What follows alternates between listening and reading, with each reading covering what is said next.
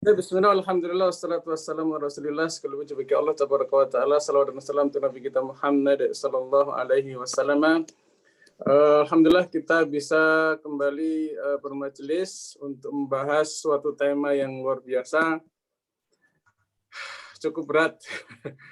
Ala kulli hal, kita coba, ya. Tema kita hari ini adalah mukjizat penulisan Quran kalau nggak salah ya.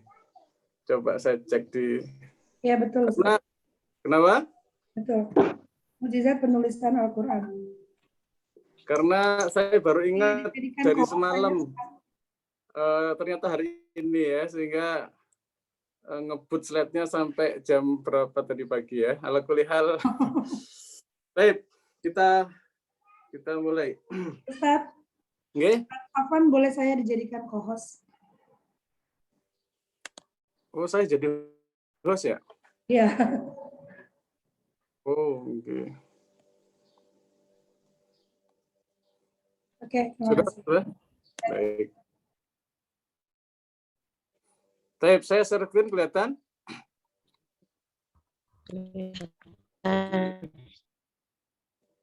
Kelihatan ya? Baik. Mukjizat penulisan Al-Quran. Baik. Daurah sehari sang Quran Bunda. Nah, pertama yang kita bahas adalah Nabi Umi. Umi bukan Bunda ya, bukan Umi ibuku gitu ya. Umi, apa mana Umi Ustaz? Halo? Ya, bisa membaca dan menulis ya Ustaz. Itu kata siapa? Ya, di banyak buku. Kalau kata Pak Kiai, apa rujukannya? Berapa literatur? Iya, literatur itu apa? Enggak jelas ini.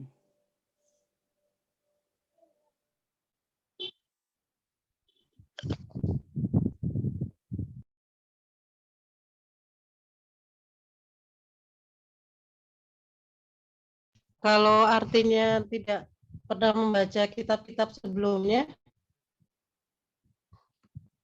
kitab-kitab nabi-nabi sebelumnya, Rasulullah belum pernah membacanya.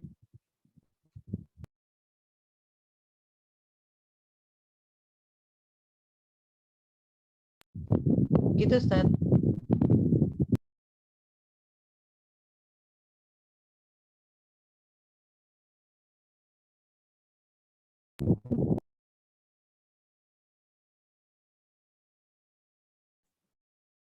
Sepertinya Ustaz signalnya nggak bagus. Iya. Bu Joy.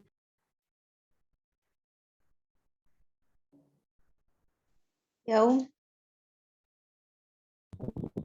Kok sepi ya?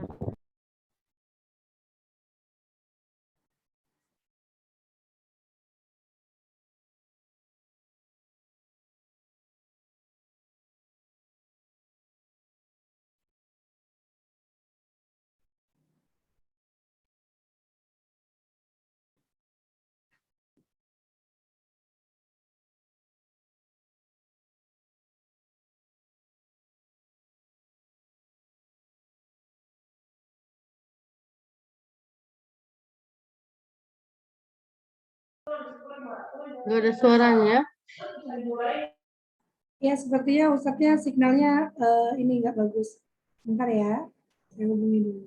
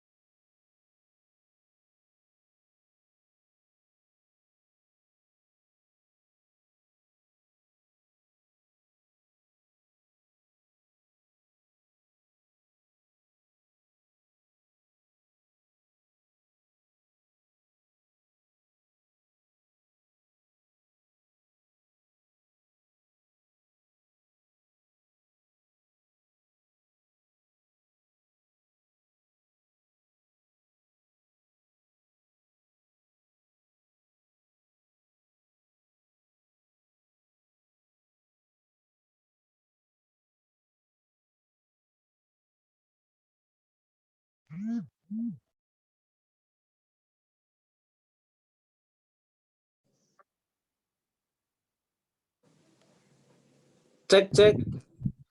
Iya, terdengar. Sebentar.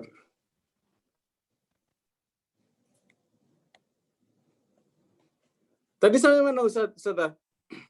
Apa yang dimaksud dengan Umi? Terus? Baru sampai situ. Kalau misalnya tidak pernah membaca kitab-kitab Nabi sebelumnya, bisa diartikan Umi nggak, Ustaz? Ya iya, salah satu makna umi itu. Berarti bukan tidak bisa membaca dan menulis. Sejatinya tidak seperti itu. Coba ulangi Ustaz, sebentar ini lagi share screen. Saya kelihatan share screen saya? Kelihatan.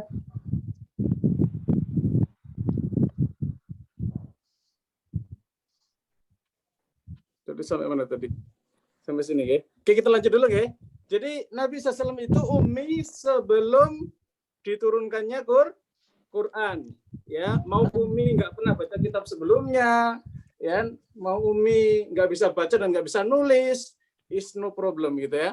Nggak masalah. Yang penting ketika turun Al-Quran, Nabi SAW itu sudah bisa, Pak. Sudah bisa nulis dan bisa baca. Nanti kita buktikan. Ya. Dan Nabi SAW yang mengajarkan nulis dan baca siapa? Langsung Allah Subhanahu wa taala firmankan ya di surah An-Nisa 113. Walaula fadlullahi 'alaika wa rahmatuhu lahammat ta'ifah. Ya, sekiranya bukan karena karunia dari Allah Subhanahu wa taala atasmu ya Muhammad, wa rahmatuhu dan rahmatnya lahammat ta'ifah. Niscaya akan berkeinginan sungguh-sungguh segolongan minhum di antara mereka ayyudhilluk untuk menyesatkanmu. Wa ma yudhilluna illa anfusahum. Ya, akan tapi tidak bisa mereka menyesatkan kecuali diri sendiri. Wa ma yadurruna min syai' dan mereka pun tidak bisa menimpakan kemadaratan pun sedikit pun kepada engkau. Wa anzalallahu 'alaikal kitab dan Allah Subhanahu wa taala lah yang telah menurunkan kepadamu ya Muhammad Alkitab. Alkitab itu tulisan.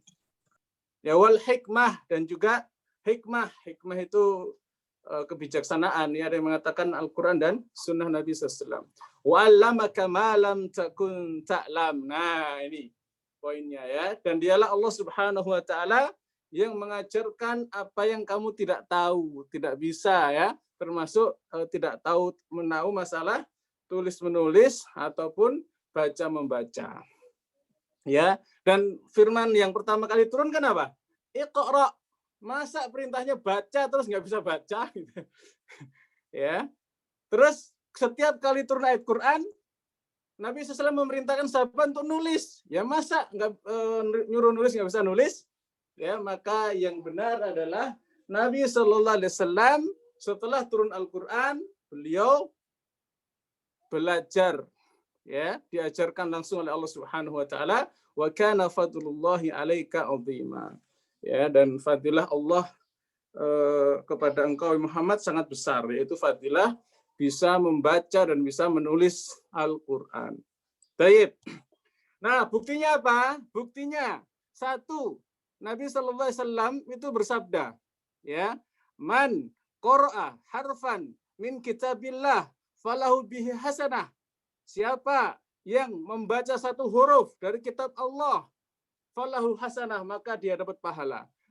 Ini Rasulullah memerintahkan, ya, mengkhabarkan yang bermakna perintah, anjuran, yang siapa saja membaca, bisa membaca huruf-huruf Quran, ya berarti kan belum mengerti huruf, ya, maka dia dapat satu kebaikan, wal hasanatu bi asyri amsalihha, dan satu kebaikan dinilai lipat gandakan 10 kebaikan. La aqulu alif lam mim harfun. Aku tidak mengatakan alif lam mim itu satu huruf. No. Kan tahu. Ya, Nabi SAW itu tahu apa? Sudah tahu alif, sudah tahu lam, sudah tahu mim.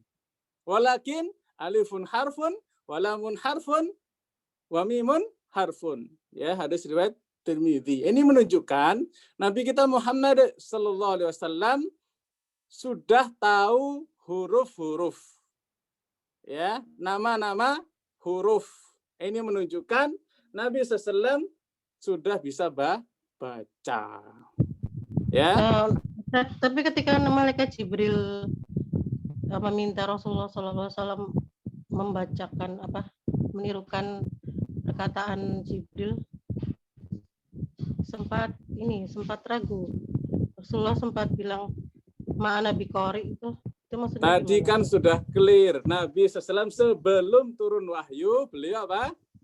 Beliau ummi ma'ana biqori. Setelah turun wahyu diajarkan oleh Allah Subhanahu wa taala. Kapan? Setelah jadi nabi. Dan sabda Nabi SAW ini sudah jadi nabi, sudah turun Al-Qur'an. Tadi seperti ada yang terputus ya. Saya tadi menerangkannya begini. Ya. Nabi SAW itu ummi sebelum turunnya Al-Qur'an. Clear, Ustaz? Ya. Slide-nya clear kan? Nah, ini ayatnya. Setelah itu Allah Subhanahu wa taala mengajarkan Nabi SAW menulis maupun membaca.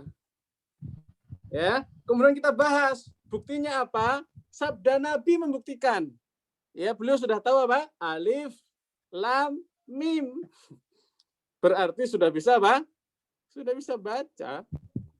Allah mengajarkan Nabi Shallallahu Alaihi Wasallam membaca menulis itu lewat perantara atau gimana sih? Ini ayatnya, ya, ayatnya wa anzalallahu alaikal kitab.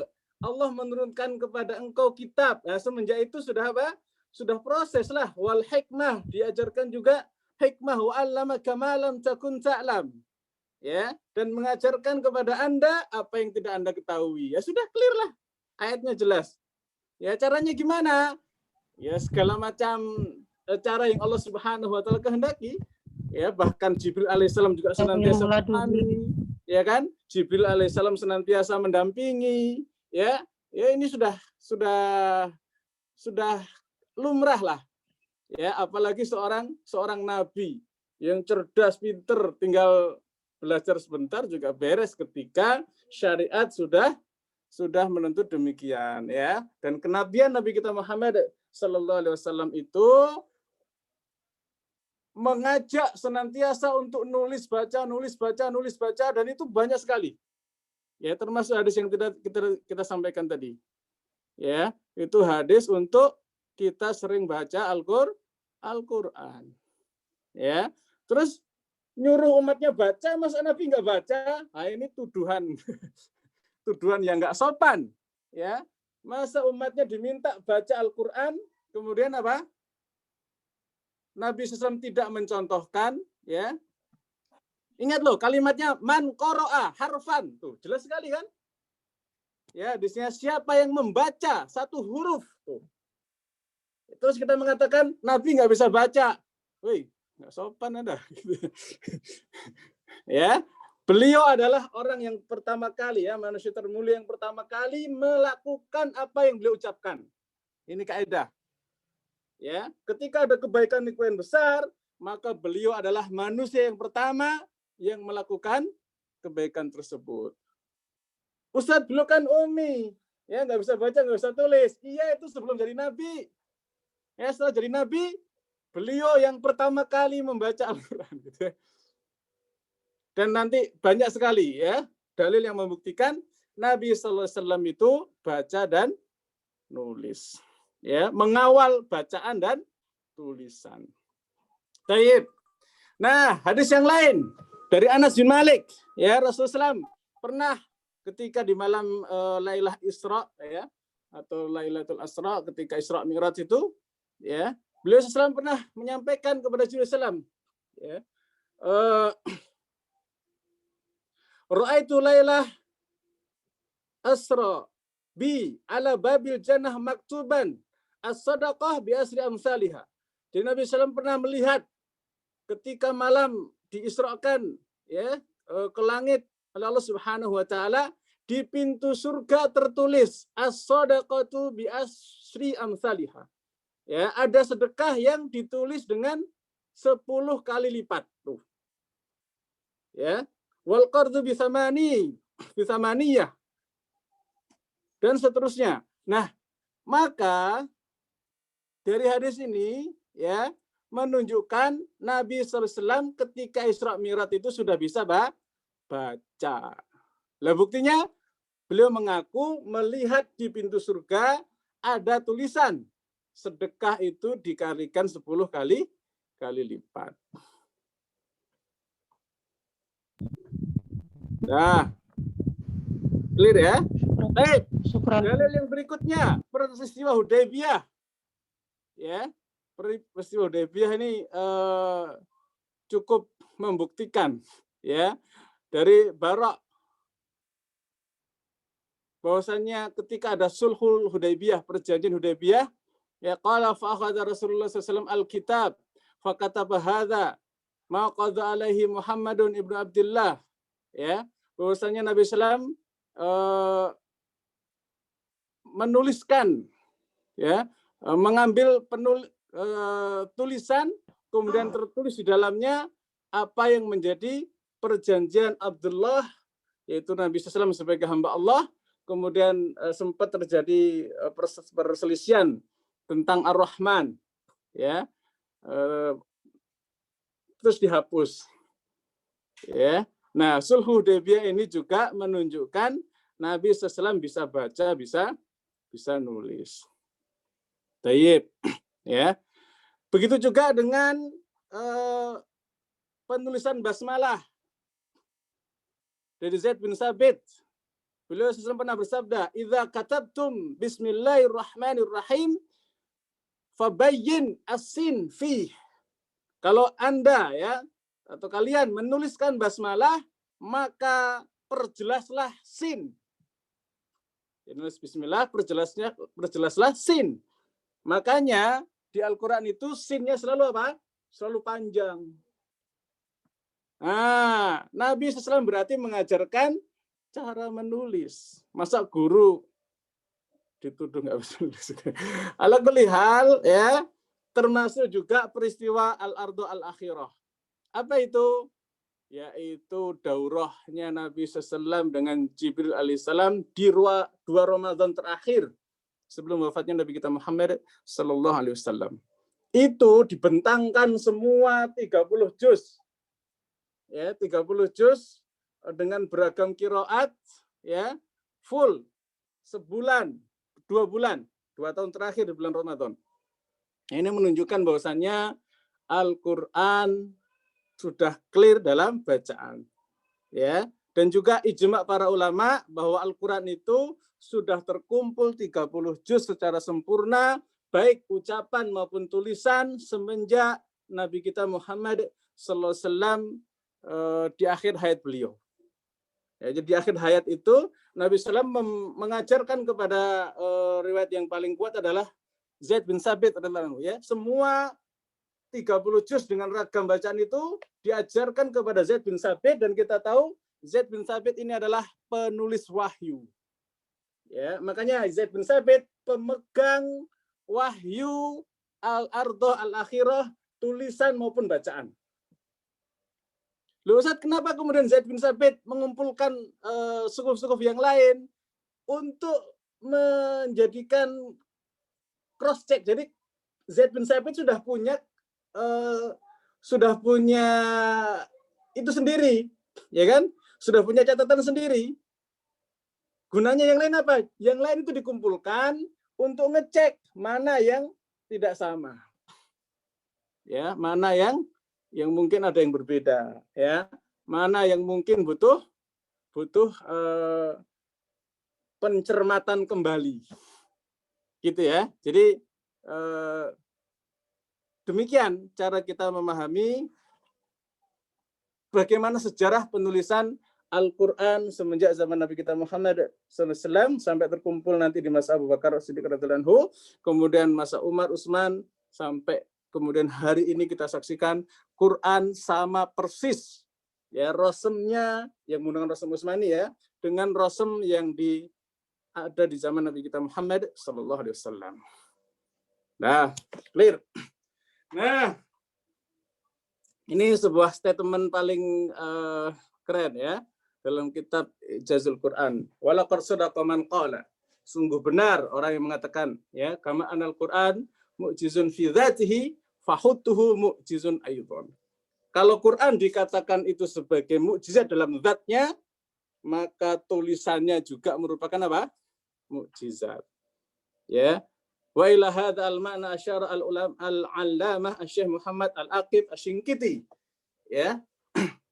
Beliau membuat suatu qasidah ya, suatu puisi. Ya, syair orang Arab itu setelah dapat Quran, puisinya itu jadi indah-indah penuh makna. Ya, wal khattu fihi mu'jizul linnasi.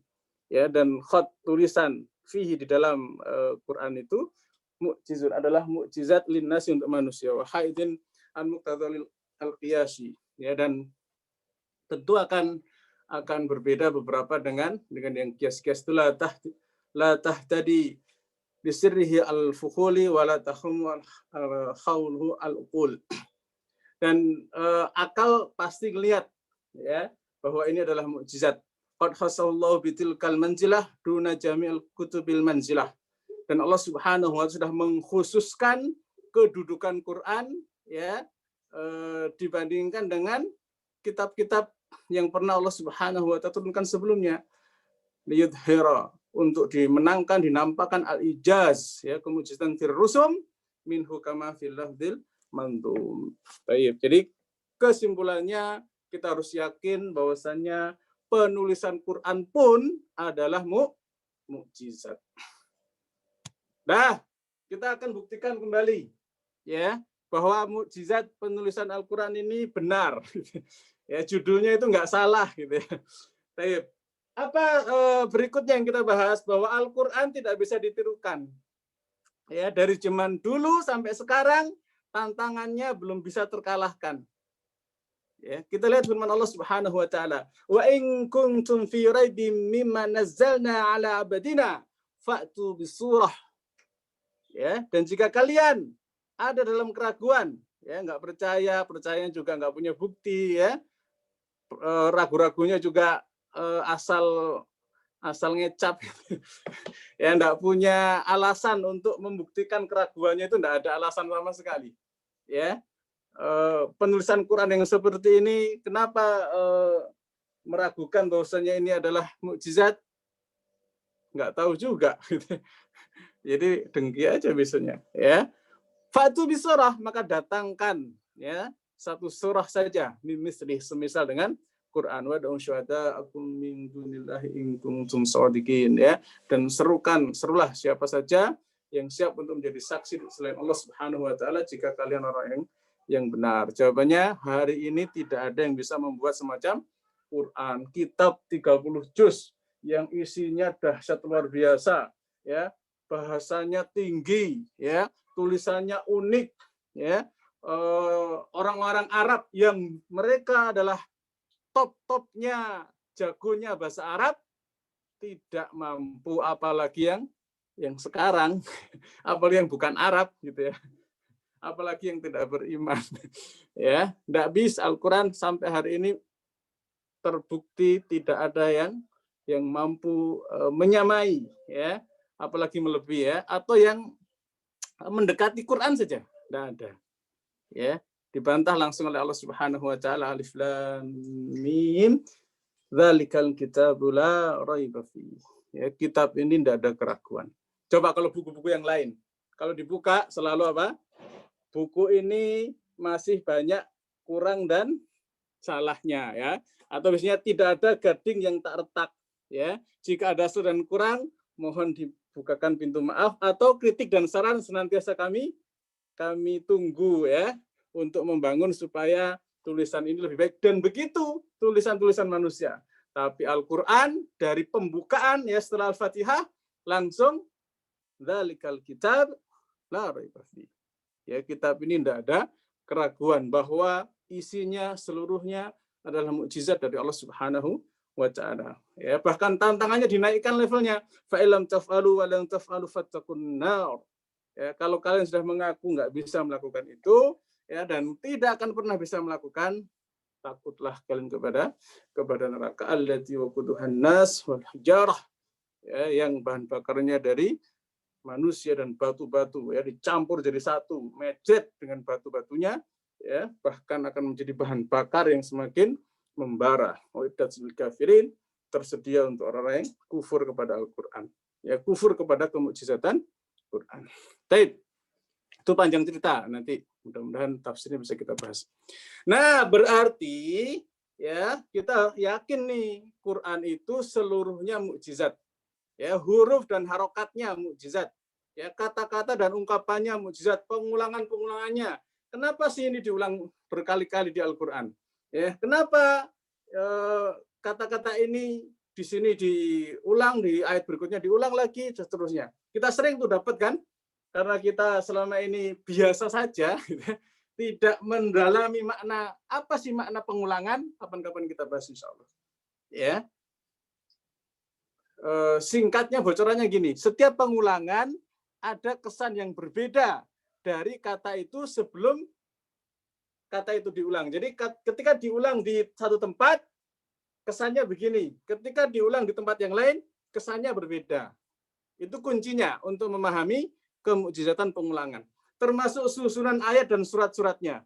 Ya, bahkan setiap surat-surat itu ketika disusun dari Al-Fatihah sampai An-Nas itu semua nyambung.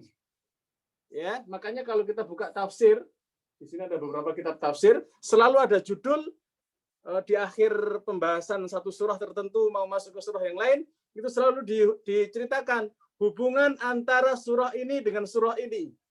Ya, setelah itu juga begitu, hubungan antara surah ini dengan ini. Begitu. Saking betul-betul indahnya Pak, susunan ayat dan suratnya. Termasuk pembicaraan. Kadang kita kan sering ini habis ngomongin apa, lompat gitu kan. Nah, itu ada rahasianya di situ. Ya, kenapa cerita ini setelah itu cerita ini? Ya, kenapa setelah Ar-Rahmanir-Rahim, Malik Yaumiddin, setelah itu iyyaka na'budu wa iyyaka nasta'in. Ya, habis menceritakan tentang Allah Subhanahu wa taala ya, dalam bentuk orang ketiga, ghaib, langsung iyyaka hanya kepadamu, tiba-tiba berubah jadi kepada engkau. Nah, itu ada keindahan bahasa sekaligus apa? Makna yang sangat mendalam di dalamnya. Ya. Kualitas bahasanya, waduh. Orang-orang kafir Quraisy itu mau yang kafir, dedengkotnya kafir, mengakui kualitas bahasa Al-Qur'an. Ya, yang paling jago dalam syair juga mengakui kehebatan bahasa Quran. Ya, apalagi orang-orang beriman. Bahkan orang beriman dulu itu kenapa bisa beriman? Karena bahasa Quran. Ya, hari ini kita beriman karena nggak tahu kehebatan. Kebalik ya. Orang kafir menentang Quran gara-gara apa? Tahu kehebatan Quran. Kita hari ini ngaji Quran nggak tahu gitu. Aduh, musibah ini. Ya, makanya kita harus berusaha ya, telusuri bagaimana supaya iman bertambah kuat. Jadi kita sudah punya iman, ketika kita belajar Quran, mudah-mudahan iman kita jadi bertambah. Termasuk jumlah perkatanya. Luar biasa. Ya. Contoh kecil saja. At-talaqu marratan. Ya, kata-kata at-talaq marratan itu 2 kali. Ternyata secara kata juga 2 kali. Ya. Tolaqoha, kata-kata tolaqoha juga 2 kali. Sesuai. Ya. Dan nanti ketika bicara neraka dengan surga dengan neraka, ternyata seimbang. Ya, termasuk bicara daratan dan lautan, ternyata sesuai dengan luas daratan hari ini dan lautan hari ini. Wah, itu panjang cerita, mukjizat, angka-angka. Ya, jumlah-jumlah perkatanya. Ya, termasuk bisa menunjukkan ya, nabi-nabi itu tahun berapa mereka zamannya itu tahun berapa itu bisa ada yang membuktikan dengan jumlah kata dalam Al-Qur'an. Kapan-kapan kita bahas mendalam insyaallah. Termasuk fakta sejarah dan akurasinya. Ya, contoh fakta sejarah Nabi Yusuf itu rajanya namanya siapa? Raja Mesir waktu itu namanya siapa? Al-Aziz. Al-Aziz. Ya, ada yang nyebut Malik. Ya. Kenapa enggak disebut Firaun? Belum ada Firaun ya, Ustaz. Belum ada gelar itu. Emangnya Mesir waktu itu beda dengan Mesir zaman Nabi Musa?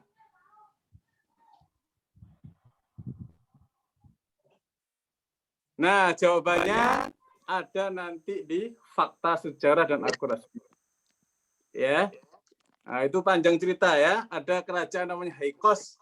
Jadi beda masa. Masa Nabi Yusuf itu masanya kerajaannya masih berbeda dengan masa ketika Musa alaihissalam sudah bergelar Fir'aun. Ya. Nanti panjang cerita. Termasuk yang kita bahas hari ini, penulisannya pun mukjizat. Ya, yang kita bahas hari ini insya Allah, Pak. Penulisan Quran pun mukjizat. Baik, mari kita buktikan. Ya. Kalau kita baca firman Allah Subhanahu wa taala surah Mudatsir, wa rabbaka fakabbir. Itu tulisannya ra ba kaf fa kaf ba ra. Itu kalau dibaca dari depan maupun dari belakang tetap aja sama. Rabbaka fakabbir. Nah, orang Arab mendapati kata-kata seperti ini, mereka takjub sekali. Wih, keren. Ya. Ini suatu kata yang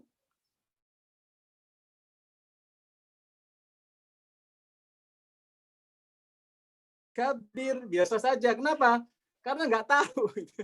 Mereka tahu rabbaka fakabir dibaca dari kanan oke, dibaca dari kiri apa? Oke. Namanya apa? Namanya palindrom. Ya. Misalnya kita membaca kasur rusak. Kalau dibaca di depan, kasur rusak. Dari belakang, kasur rusak. Sama nggak? Iya. Sama. Sama. Ya, dan Quran itu nangkep yang kayak gitu. Ya, rabbaka fakabbir. Dibaca dari belakang, rabbaka fakabbir. Sama.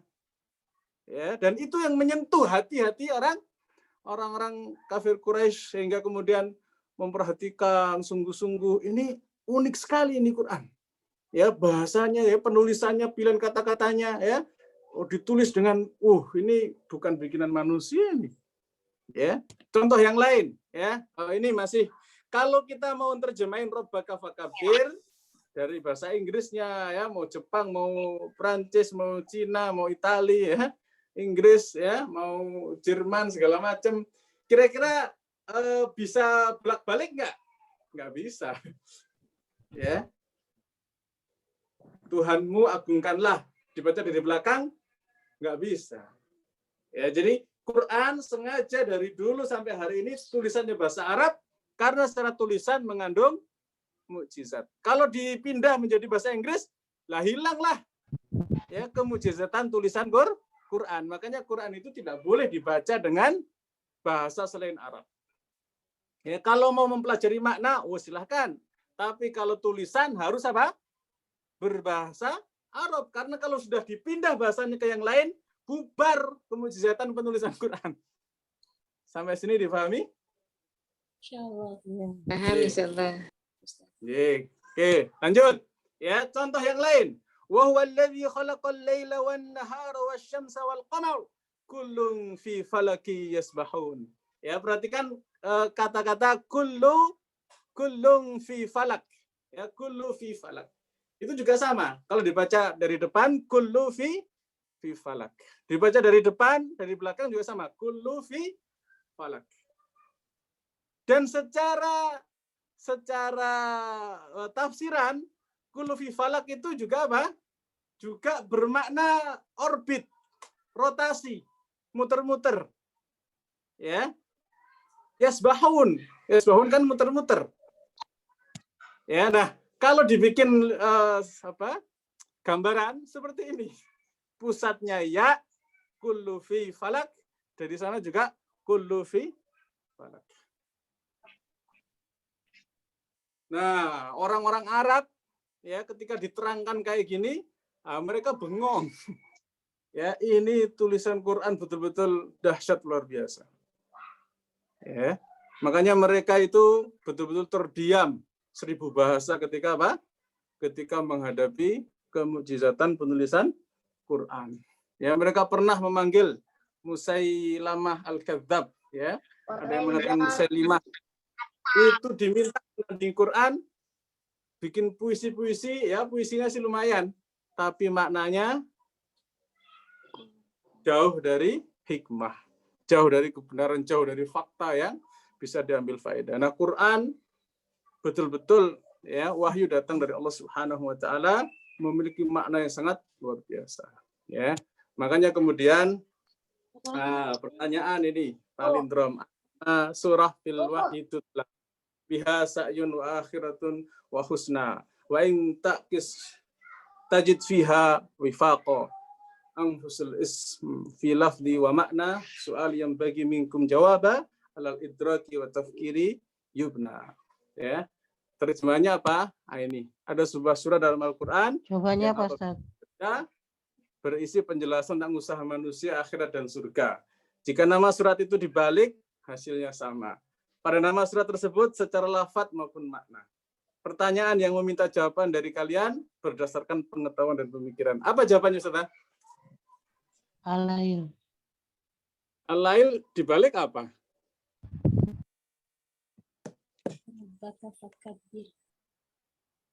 Kenapa? Ya, berisi penjelasan tentang usaha manusia, akhirat, dan surga itu. Kata kuncinya juga kan, Ustaz? Oke, kita bahas nih. Saya sini kelihatan kan? Al-Lail. Dibalik gimana? Laila. Gitu dong, Ustaz.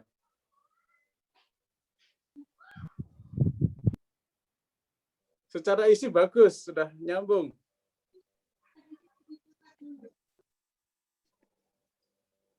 Kira-kira sudah benarkah jawabannya? Belum tahu. Belum tahu. Belum kayaknya, Ustaz. Oh, belum ya. Berarti kurang mantap ya. Jawabannya adalah ini.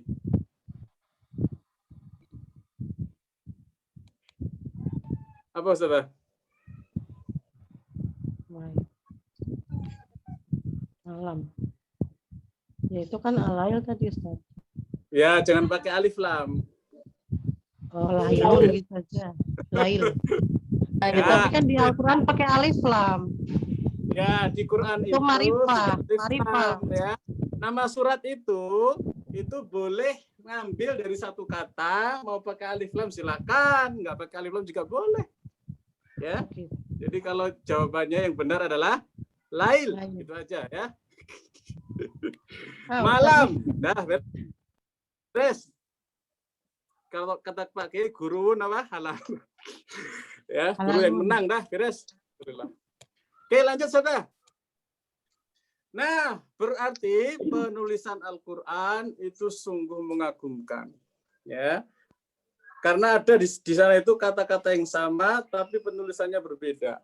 Ya, atau beberapa kata yang maknanya itu perlu penelusuran.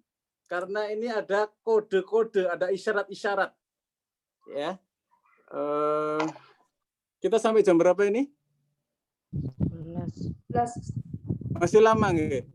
Ustaz, yang palindrom itu sebenarnya ilmu sejak kapan sih? Sejak dulu apa baru-baru ini? Sejak lama, sudah lama sekali, Ustaz. Ya, semua bahasa juga punya palindrom. Ya, apalagi orang Arab dulu menghargai sekali palindrom.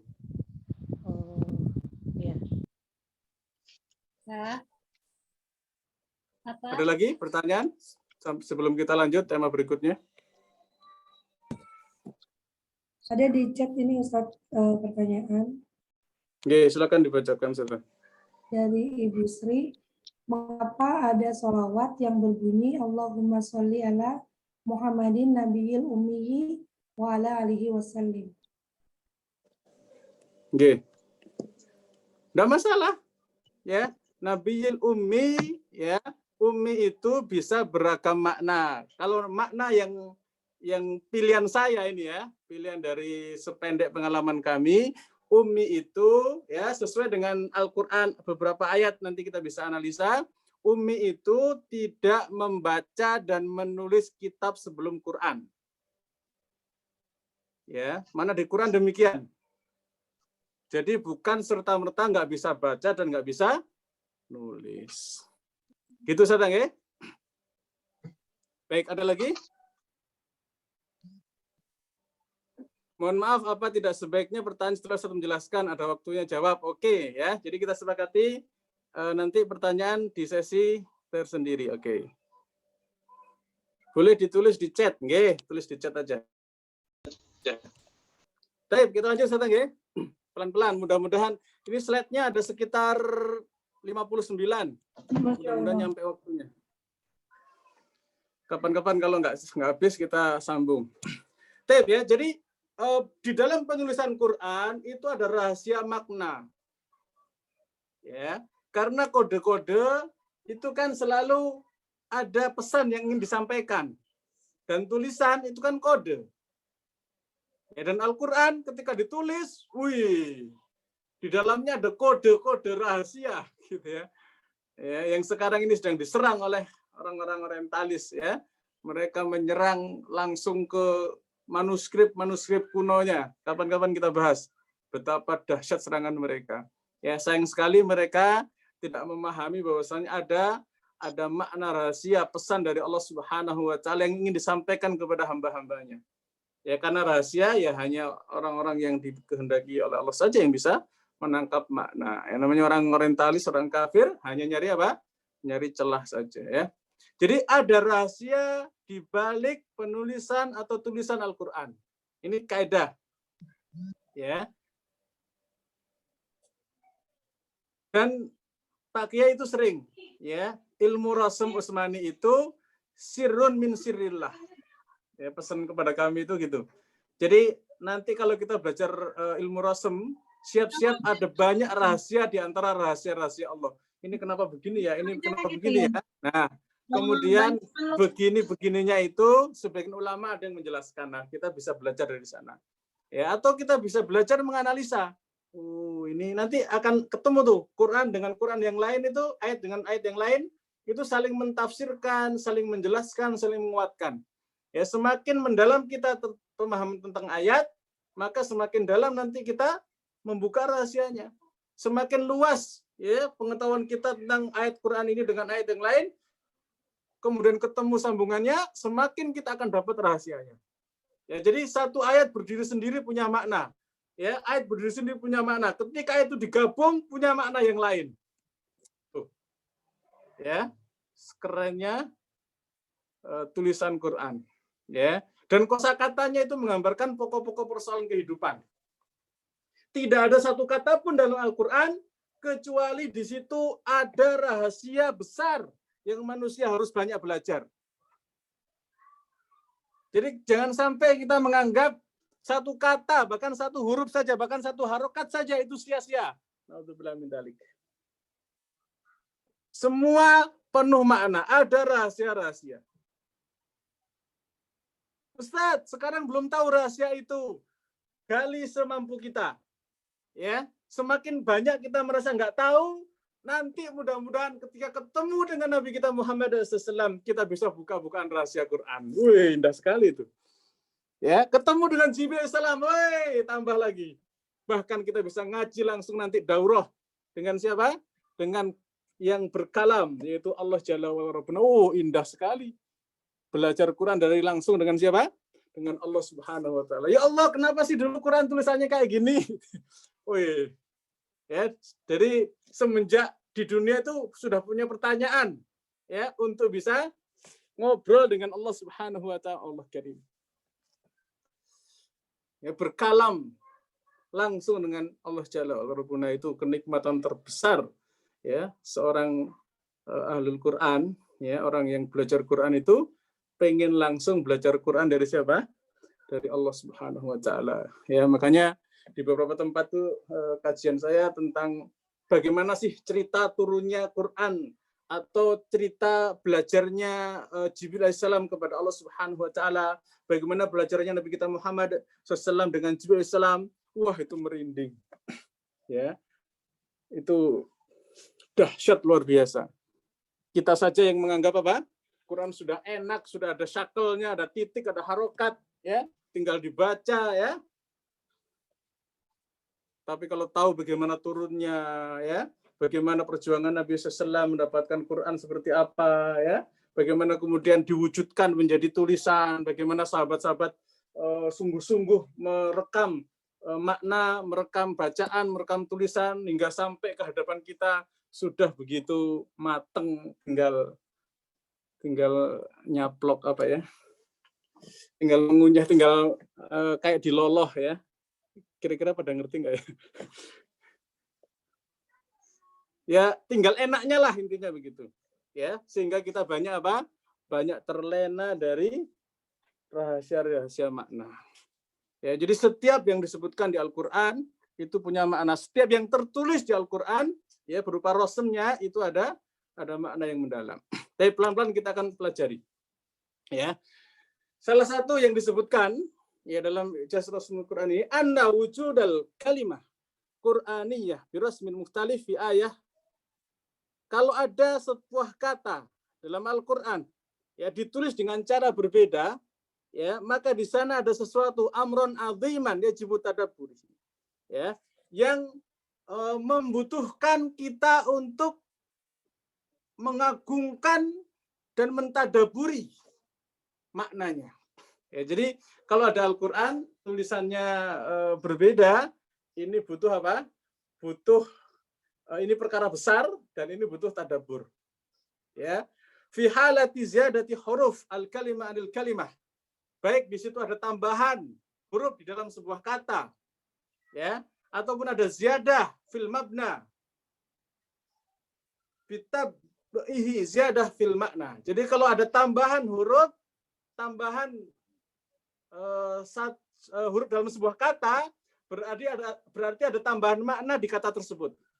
Kurang lebih seperti itu. Nanti kita telusuri insya Allah beberapa contohnya. Ya. Tayyib. Karena di dalamnya ada kita harus ta'ammul, tafakkur, ya. Betul-betul mendalami, memikirkan apa yang hendak disampaikan oleh Allah Subhanahu wa taala kepada kita. Ya. Tayyib. Singkat cerita supaya kita masuk ya, contoh yang sering kita dapati lafaz al-hayah pakai waw ya, az-zakah pakai waw, as-shalah pakai waw ya. Apa ini maknanya? Sebagian ulama mengatakan al-hayah itu kehidupan yang harus kita maknai dengan sebenar-benarnya. Az-zakah itu puncak interaksi kita dengan manusia yang lain, itu kita harus bisa berzakat, memakmurkan orang sekitar kita yang mungkin kekurangan. As-shalah puncak hubungan kita dengan Allah Subhanahu wa taala ya, ketika kita adalah hamba menghadap kepada Allah Subhanahu wa taala. Jadi ini perkara-perkara besar ketika tulisannya berbeda. Termasuk riba. Ya, riba ini kenapa pakai waw? Ternyata riba itu puncak kebobrokan hubungan manusia dengan manusia yang lain. Jadi kalau ada orang doyan riba, itu puncak kebobrokan. Bukan puncak ya, sumur kebobrokan. Kalau puncak kan bagus gitu ya. Itu kerendahan serendah-rendahnya ketika orang berhubungan muamal dengan manusia itu apa? Menerapkan riba. Ya. Termasuk yang kita bahas, mudah-mudahan suatu saat bisa kita telusuri ya. Mudah-mudahan nanti saya juga punya kelas Gharibul Quran. Kenapa sih bismillah di situ lafaz ismun ya, enggak pakai alif, sementara bismi rabbik pakai alif. Nah ini ya contoh bahasan rahasia penulisan Al-Quran atau kemukjizatan tulisan Al-Quran dibahas dari bismillah. Ini rahasianya apa? Ya. Bismillah ada beberapa lafaz ya, semuanya sepakat ditulis dengan apa? Dengan tanpa alif setelah ba. Giliran bismi rabbik pakai apa? Pakai alif. Apa maknanya? Nah, ini menarik untuk diperdalam. Ya. Nah, barangkali Ustadz-Ustadzah ada yang bisa membantu menerangkan, boleh. Kenapa bismillah pakai alif? Kenapa bismi rabbik nggak pakai alif? Monggo Ustadzah, biar saya nggak teriak-teriak. Ya, istirahat sebentar lah. Silakan Ustadzah, ada yang bisa membantu?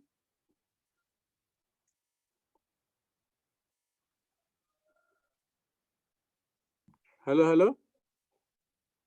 Santri boleh? Kenapa Bismillahirrahmanirrahim? Di semua ayat Quran kalau udah Bismillah setelah ba nggak ada alif. Tapi lihat di Iqra. Iqra bismi rabbikal ladzi khalaq. Kenapa pakai alif? Pernah mikir nggak? Enggak, Ustaz. Oke, sekarang kita mikir.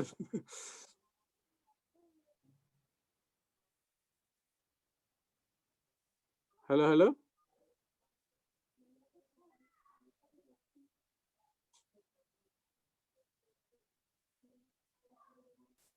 Santri boleh?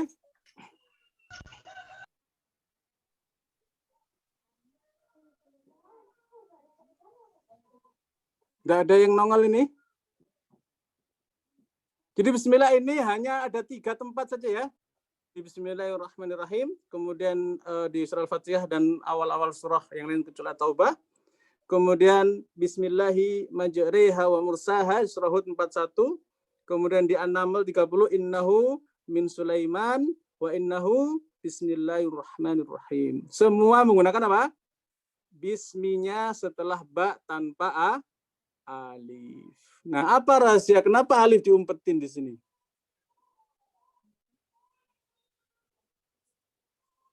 Ya, coba santri agak kencang.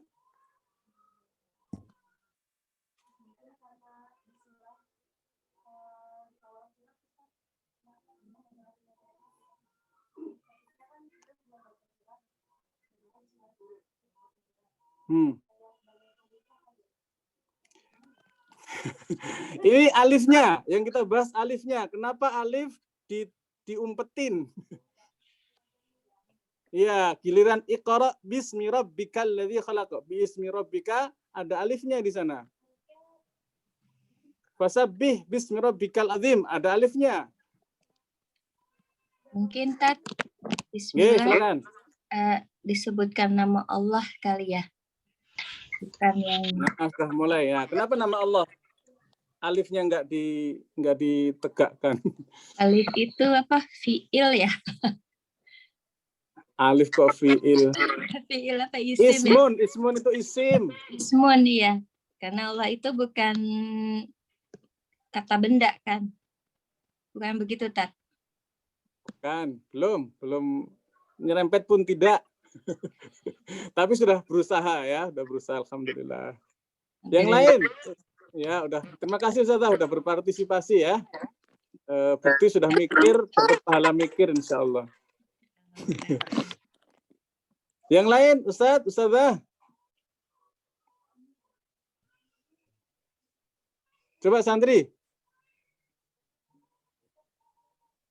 Ya sudah, ini istiqraq ya, ini butuh penelitian, butuh sense, butuh pendalaman ya, butuh membaca semua lafaz bismillah begini ya.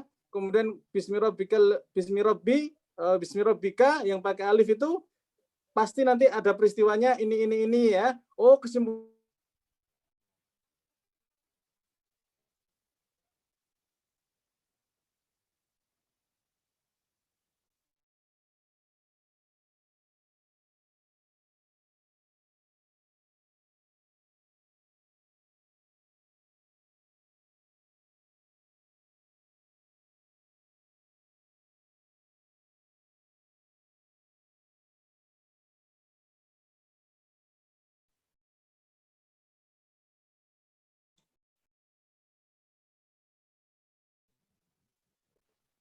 Tapi keluar Hilang lagi Ustaz. Gak ada suara. ya, sepertinya terlempar lagi. Ada sih, masih ada itu Mahat Iman Hafs. Iya, tapi saya tadi kan ininya ada tapi suaranya nggak ada. Iya ya.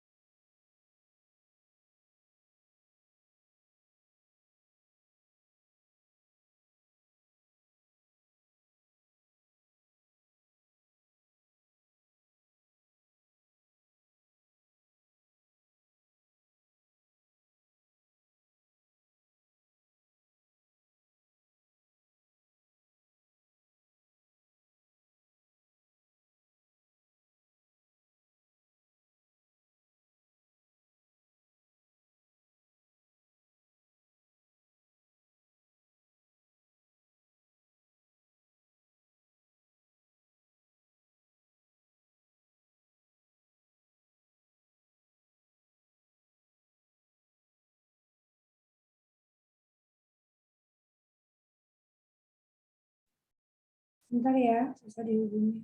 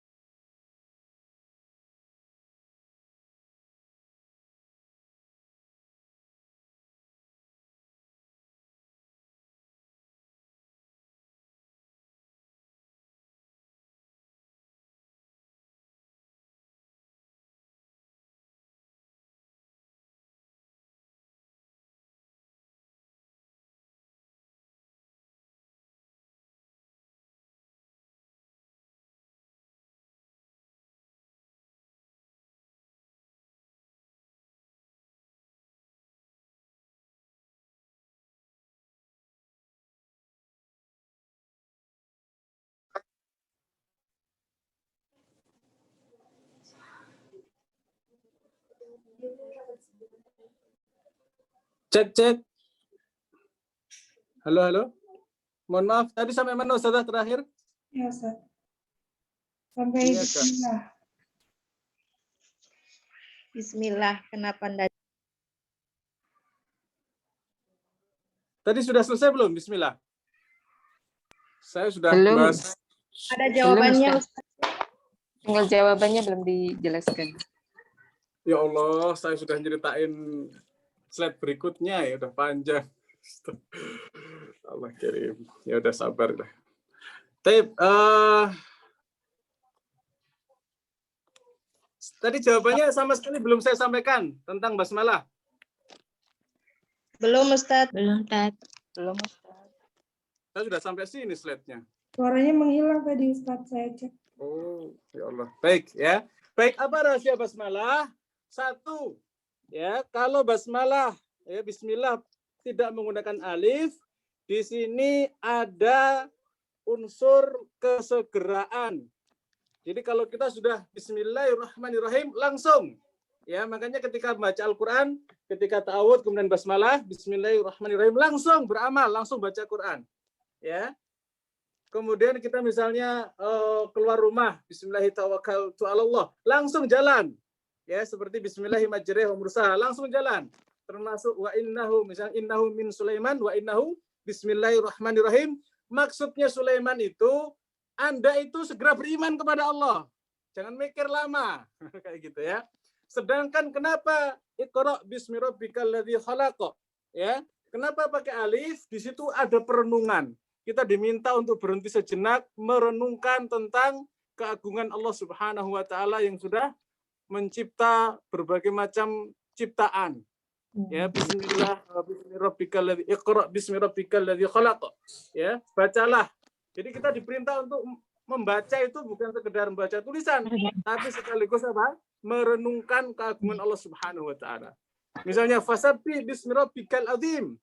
Ya, di situ fasabbih pakai bismi, pakai alif.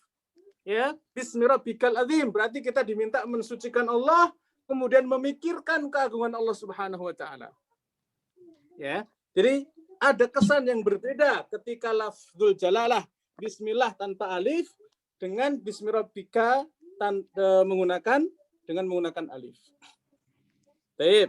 Makna yang kedua, para ulama menjelaskan bahwa bismillah di sini kekhususan tulisan menunjukkan kekhususan lafadz. Jadi lafadz Allah ketika ditulis bismillah alifnya tidak ada, itu menunjukkan lafadz Allah hanya boleh digunakan untuk Allah Subhanahu wa taala saja.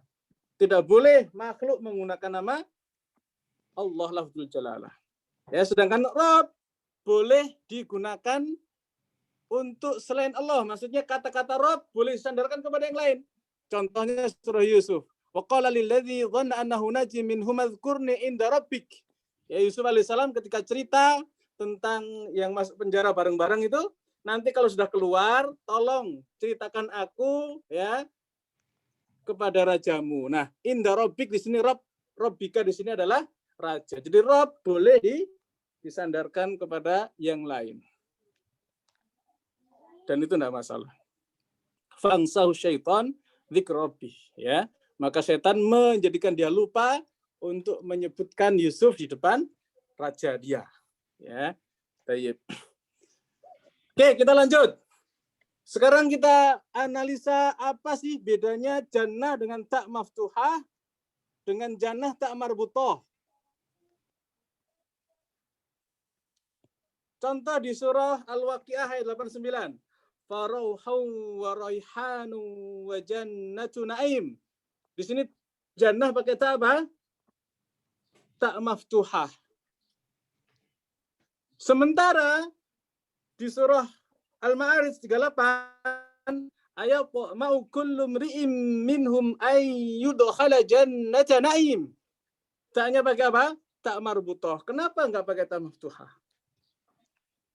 Termasuk doanya Nabi Ibrahim alaihissalam, wa ja'alni min warasati jannatin na'im. Dan jadikanlah aku pewaris surga yang penuh dengan kenikmatan. Ini tak marbutah. Kenapa enggak tak maftuhah? Kok enggak konsisten ini Al-Quran? Sama-sama jannah na'im, tapi yang satu tak maftuhah, yang satu tak marbutah. Ini jangan-jangan salah tulis ini. Baik, santri ada yang bisa menyampaikan? Atau peserta boleh? Apa bedanya jannah taknya maftuhah, jannah dengan taknya marbutah atau tertutup? Enggak tahu, Tat. Ya, menganalisa Ustazah. Coba di Al-Waqiah itu cerita tentang siapa apa gitu ya. Al-Ma'arij tentang siapa apa ya, Asy-Syu'ara apa, itu nanti ketahuan kok. Ana boleh coba. Santri, silakan. Ini santri dulu ya, yuk santri silakan. Kalau yang kayak ngobrolin tentang orang Islam yang masuk surga mendapat kenikmatan gitu, tanya itu terbuka, tapi kalau yang apakah orang kafir ingin masuk surga gitu, itu tanya tertutup. Lah kalau yang surah Asy-Syu'ara 85 itu doanya Nabi Ibrahim, beriman Nabi Ibrahim. Kok tanya marbutoh? Nggak konsisten, jawabannya nggak bisa diterima. Kembali ke peserta, silakan peserta. Ana boleh coba Ustaz. Ye, silakan. Kalau yang memakai tak maftuhah itu yang di surah Al-Waqiah itu yang sudah berada di sana gitu Ustaz. Jadi sudah mengalami gitu, jadi terbuka. Kalau yang memakai tak marbutoh yang di surah Al-Ma'arij dan surah Asy-Syu'ara itu ketika masih di dunia, jadi masih tertutup.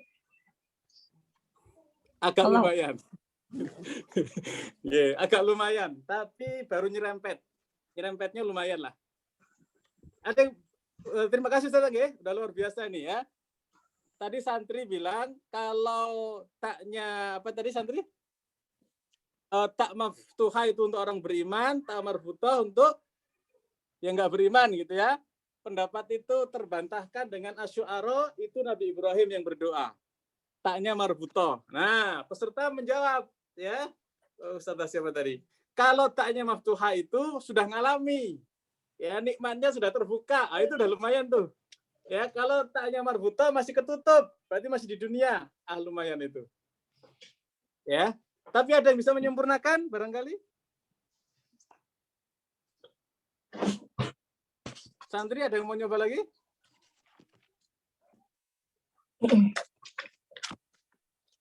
Halo. Kita analisa Ustaz. Ya. Di ayat Al-Waqiah 89, faruhu wa raihanu wa jannatu naim. Ini ketika sakaratul maut. Ya. Ketika sakaratul maut itu dia dapat kemudahan, dapat kesenangan ya, dan ditampakkan kepadanya surga yang penuh kenikmatan. Sudah nyampe surga belum Ustazah? Ustaz? Belum. Belum. Berarti jawabannya benar apa salah tadi? Benar nyerempet. Sudah ditampakkan Ustaz. Kenapa Ustaz? Sudah ditampakkan. Nggih, sudah ditampakkan tapi belum Nyampe. Jadi nyerempet. Oke ya, sepakat jawabannya nyerempet ya. Nah, Ustaz. Alhamdulillah ya. Jadi ini sudah ditampakkan, tetapi ketika sakaratul maut belum sampai ya. Dan nanti di alam barzah itu juga baru ditampakkan. Baru dapat halaman luar. Ya, kalau kebun, kalau rumah itu kan halaman depannya gitu ya. Belum masuk surga Ustaz. Ya, karena masuk surga itu kapan? Nanti. Ya, ketika sudah selesai Yaumul Mizan sampai nanti niti sirat lantoro dibuka gerbang surga, Iqra ya.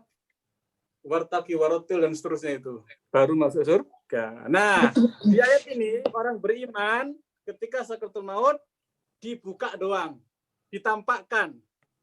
Ya, tapi belum masuk. Nah, kalau yang ini orang kafir, kenapa pakai tamar butoh?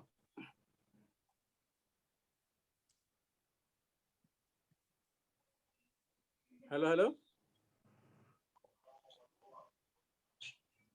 Tadi kan udah lumayan tuh, tak maftuhah diperlihatkan semenjak di dunia, ya, ketika sakaratul maut. Nah, kalau orang kafir, diapakan ini taknya?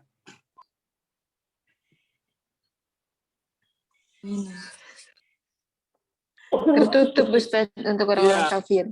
Mereka pengen, tapi tertutup, nggak bisa ngelihat. Dikunci, mati. Nggak bakalan. Hatta ya laidul jamalu fisamil hayat. Sampai unta bisa masuk lubang jarum.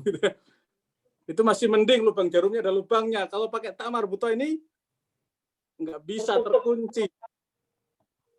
Ya. Jadi untuk orang kafir buru-buru masuk surga, nggak bakalan. Oke, dah lumayan. Nah, kalau ini sudah wajalni miwarasati jannati naim. Masa surga dikunci untuk Nabi Ibrahim? Ayo gimana jelasinnya? Halo, halo.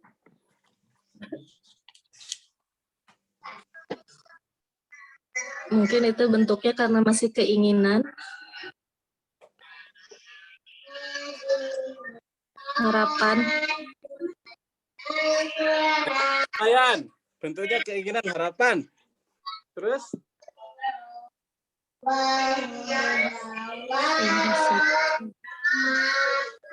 Santri, ada yang bisa menambahkan? Kata Ustazah di sini, ini masih keinginan, masih harapan. Lumayan lah.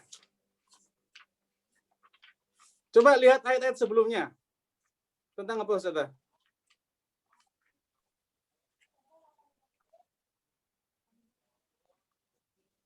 Asy-Syu'ara 85. Supaya kita ketika berdoa itu jelas gitu. Ya, kenapa ngikutin Nabi Ibrahim? Kenapa taknya marbuto? Jangan-jangan nanti jangan sampai ketika seperti orang kafir ya.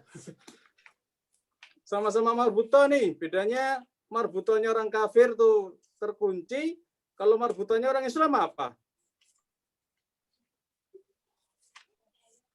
Santri, halo? Ustazah, Ustaz?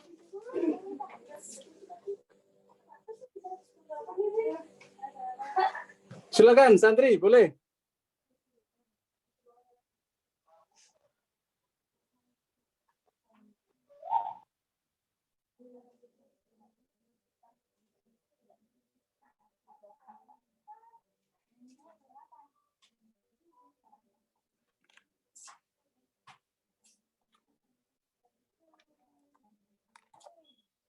Ustaz, Ustazah, ada yang bisa memberikan pendapat?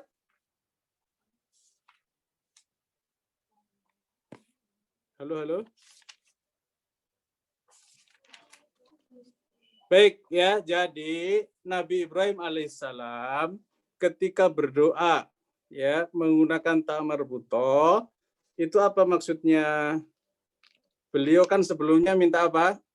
Rabbi habli hukma wal hikni bis salihin, gitu kan? Wahai Rabb, berilah aku ilmu, ya hikmah, dan juga masukkan aku ke dalam orang-orang yang salih. Itu kan dunia ya. Waj'ali lisana sidqin fil akhirin. Jadikanlah aku bisa berbuah tutur yang baik ya. Supaya jadi pelajaran untuk orang-orang yang datang kemudian. Waj'alni min warathati jannatin na'im ya. Jannatin na'im di sini jadikan aku pewaris surga yang pun dengan kenikmatan. Kenapa tamar butohnya? Surga di sini adalah surga akhirat. Ya. Jadi betul-betul beliau itu pengen dapat pahalanya itu pahala akhirat di doa ini. Kalau doa-doa sebelumnya itu doa tentang kehidupan dunia. Tapi khusus untuk waj'alni min warathati jannatin na'im, ini minta surga yang khusus nanti masuknya bisa di akhirat. Jadi dunia jangan dikasih dulu. Sampai di sini nangkap kira-kira? Halo, halo? Insyaallah, Tat. Ya. Jadi ada amal-amal yang kita bisa minta sama Allah supaya dikabul di dunia. Tapi juga ada amal-amal yang kita pengennya apa? Terkabulkan di akhirat.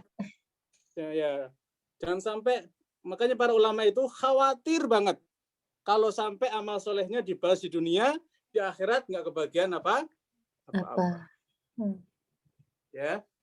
Ini untuk menjelaskan lebih dalam, ada seorang raja, ini kisah yang mudah-mudahan dapat faedah ya. Seorang raja ini soleh. Ya. Nah, di akhir hayat beliau itu pengen, ya sebelum meninggal beliau itu, pengen makan ikan. Dia perintahkan anak buahnya nyari ikan di laut. Apa yang terjadi? Malaikat-malaikat diperintahkan oleh Allah Subhanahu wa Ta'ala untuk ngusir ikan supaya jangan ketangkep. Sampai-sampai raja ini ya ngerutu gitu ya. Ya Allah, pengen ikan aja kok nggak bisa gitu. Apa dosa saya gitu ya.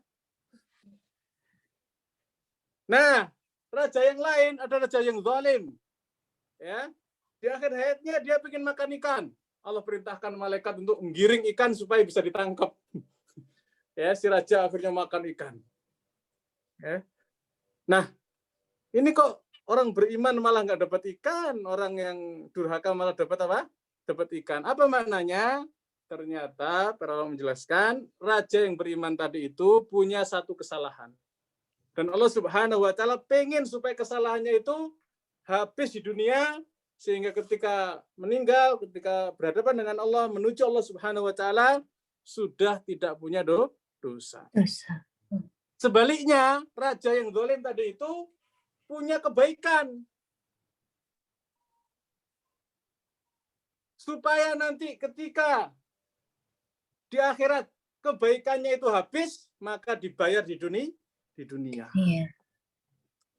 Ya, di akhirat nggak dapat apa-apa. Ya, makanya para ulama itu khawatir banget kalau amal solehnya di dunia dibalasnya di dunia. Makanya Nabi Ibrahim alaihissalam mintanya apa? Waj'alni min warasati jannati na'im. Pengen supaya amal-amalnya itu balasannya di akhirat saja, jangan sampai habis di dunia. Makanya taknya apa? Tak marbutoh. Tak marbutoh. Nangkep ya pesannya ya? Insya Allah, Tat. Nah, kita lanjut. Nah, sekarang coba apa bedanya rohmah taknya maftuhah, rohmah dengan taknya marbutoh. Ah, ini udah gampang, udah. Yang tadi ya sama. Coba Ustazah cek. Silakan. Hud 73 misalnya. Apa maknanya?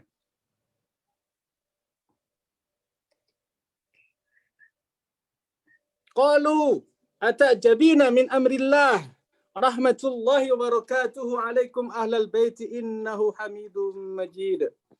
Rahmatnya menggunakan apa? Tak maftuhah. Atau surah Maryam ayat 2, dzikru rahmati rabbika abdahu Zakaria. Rahmahnya pakai apa? Tak maftuhah. Ya, apa maknanya Ustaz?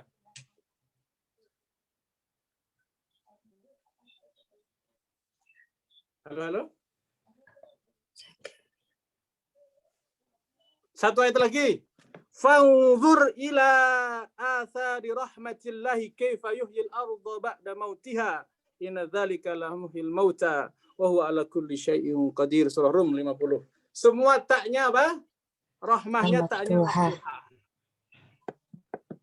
Kira-kira apa Ustaz maknanya?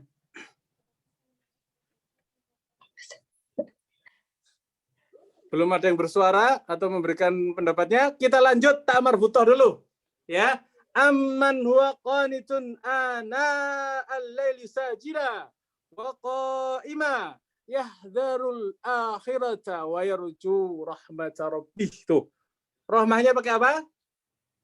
Tak marbutoh. Qul hal yastawil ladzina ya'lamuna wal ladzina la ya'lamun. Innama yatadzakkaru ulul albab. Rahmahnya di sini tanya apa? Tak marbutoh. Ya, cerita tentang apa? Orang yang qiyamul lail, yang sujud, yang berdiri, yang sholat, ya, yang takut kepada kehidupan akhirat, yang mengharapkan rahmat Allah. Nah, rahmatnya pakai tamar buta tuh. Ayat yang lain.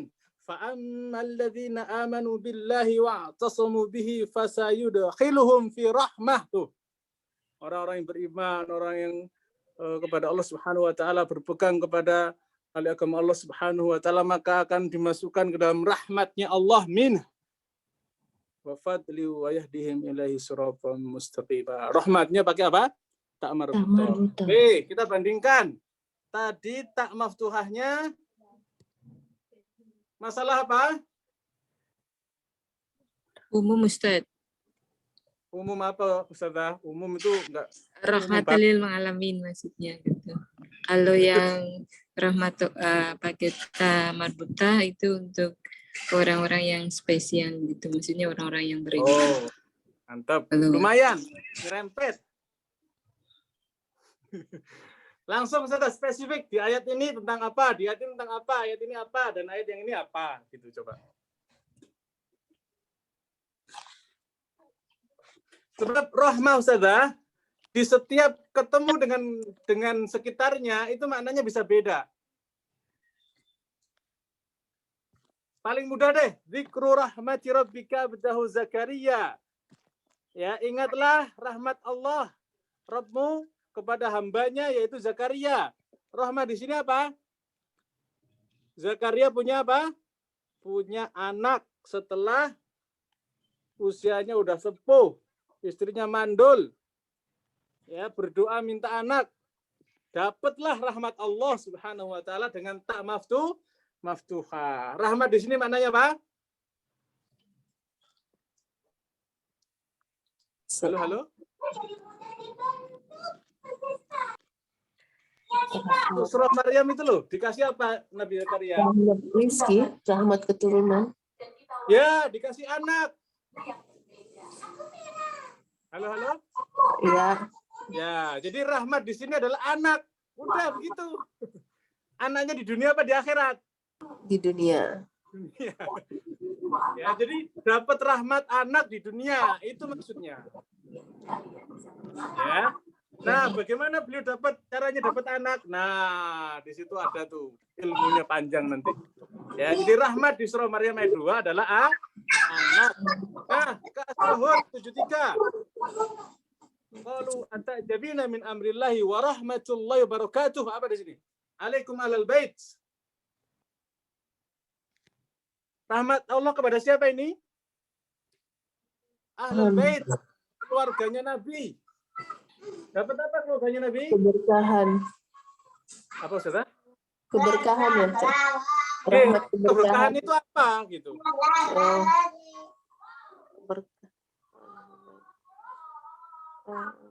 Ini dapat anak juga ya Ustaz? Ya, anak ya, tapi nggak spesifik. Kalau anak hanya di Maryam itu spesifik banget. Tapi kalau Ahlul Bait itu diapakan? Rahmat Allah berupa diapakan? Barakatuh ahlul bait. Barakatuh. Rahmat Allah wa barakatuh. Ustaz. Nangkep apa kira-kira Ustaz?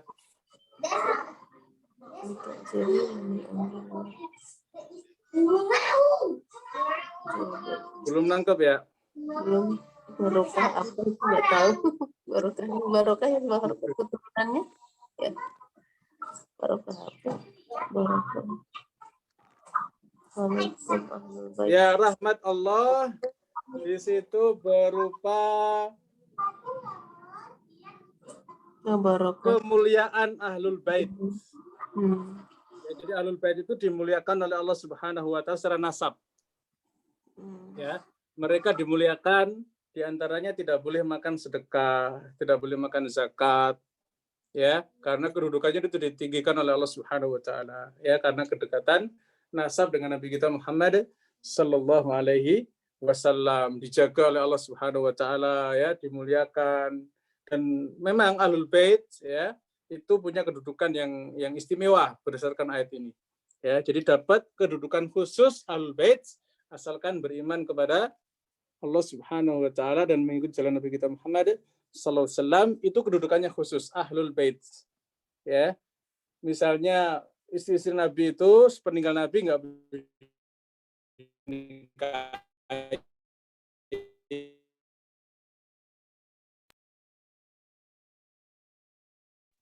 Putus-putus Ustaz. Itu kan dijaga. Ya. Putus-putus. Halo, tes. Ya, jadi rahmat Allah yang sifatnya duniawi lah, kurang lebih seperti itu ya. Sekarang kalau Ar-Rum 50 apa sudah? Fangdur ila athari rahmatillah apa?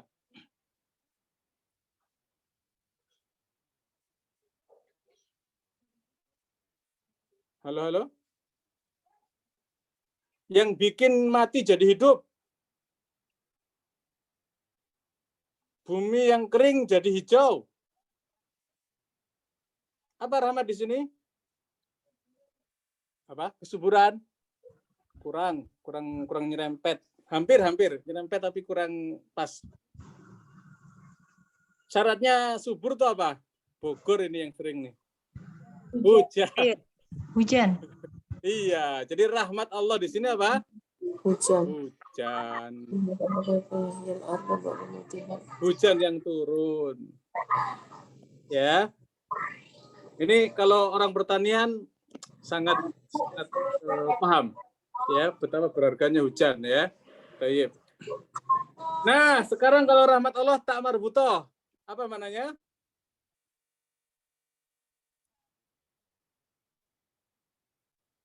Halo, Ustazah? Sandri? Surah Az-Zumar 9. Aman huwa qanitun ana lail. Tadi orang yang berdiri di malam hari, sujud, berdiri, baca Quran. Dapatnya apa? Mengharapkan rahmat Allah. Apa rahmat Allah di sini? Sama dengan Nabi Ibrahim tadi. Ya, pengen balasannya di mana? Di akhirat saja, di surga. Jadi, Anda kalau sedang beramal akhirat, jangan ngarep-ngarep dunia, infak, ya, 1 juta, ngarep-ngarep, mana datang 10 juta, katanya 10 kali lipat. Bukan di dunia, di akhirat. Ya, Anda salah niat itu. Kalau beramal akhirat, ngarepinnya apa? Dunia. Kasian banget kalau dibahas dunia, nggak dapat apa-apa di akhirat. Naudzubillah min dzalik. Ya, termasuk qiyamul lail. Jangan qiyamul lail ngarepin apa? Ngarepin balasannya dunia.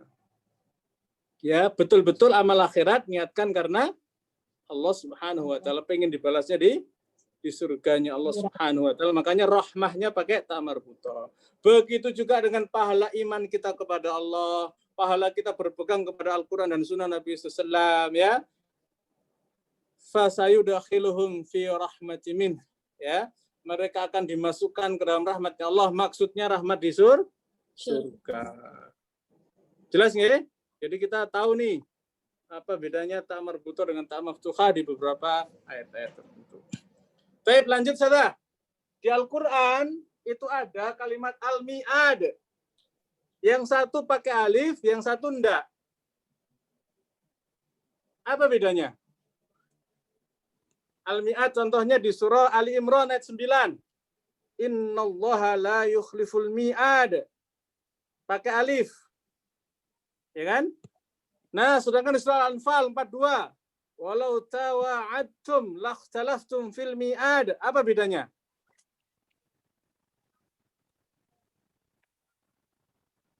Ini yang janji Allah itu ya Ustaz. Iya. Yang mana yang janji Allah?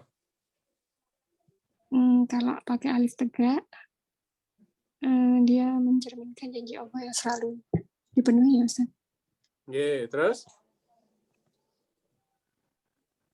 Terus kalau yang nggak pakai, selain itu Ustaz. Kalau nggak pakai kenapa emang Ustaz? Sorry Ustaz. Ya, gimana?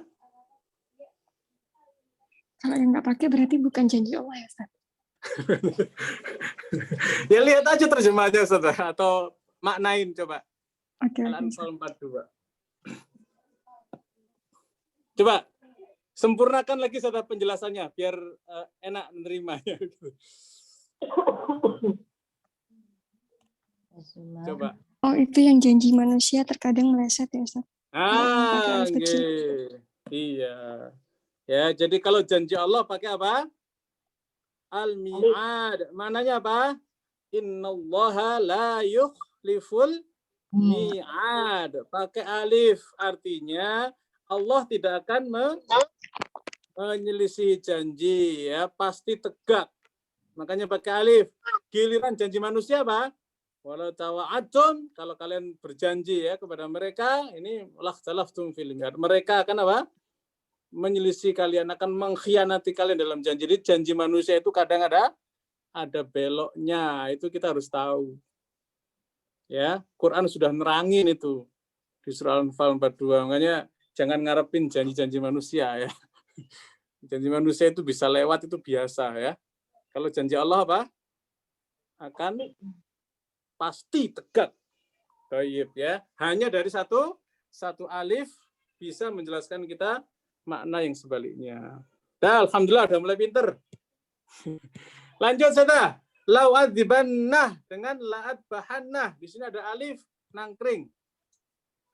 Ya, surah An-Naml ayat 21. La'adzibannahu adzaban syadida aw la'adbahannah. Ini ngapain ada alif setelah hamzah?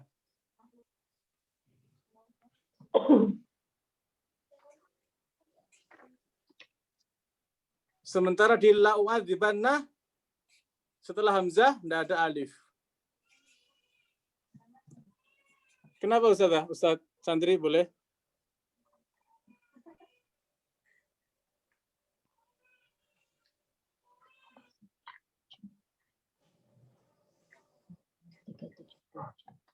Halo, halo. Ini aja ya. Karena adzibhah asyaddu minat ta'dzib, ya. Jadi menyembelih ini kan lawat dibannah, itu artinya aku akan mengadab dia. Ini ceritanya siapa? Nabi Sulaiman alaihissalam menyisir ya pasukannya. Loh, ini Hudhud kemana ini? Awas ya, lawat dibannah. Kalau dia datang nanti nggak membawa alasan yang jelas, aku akan azab dia. Azab yang syadida, dengan azab yang berat. Aulat bahannah, atau aku akan sembelih dia. Ya, sering ini kalau saya ngecek santriwati misalnya, ya absen. Fulan ada, Fulana ada. Sini kemana? Nggak tahu Ustaz. Oh awas ini ya. Nanti kalau nggak nongol saya sembelih. Kecuali punya alasan yang nyata. Saya sembelih beneran, tapi pakai tangan. Ngek kayak gitu ya.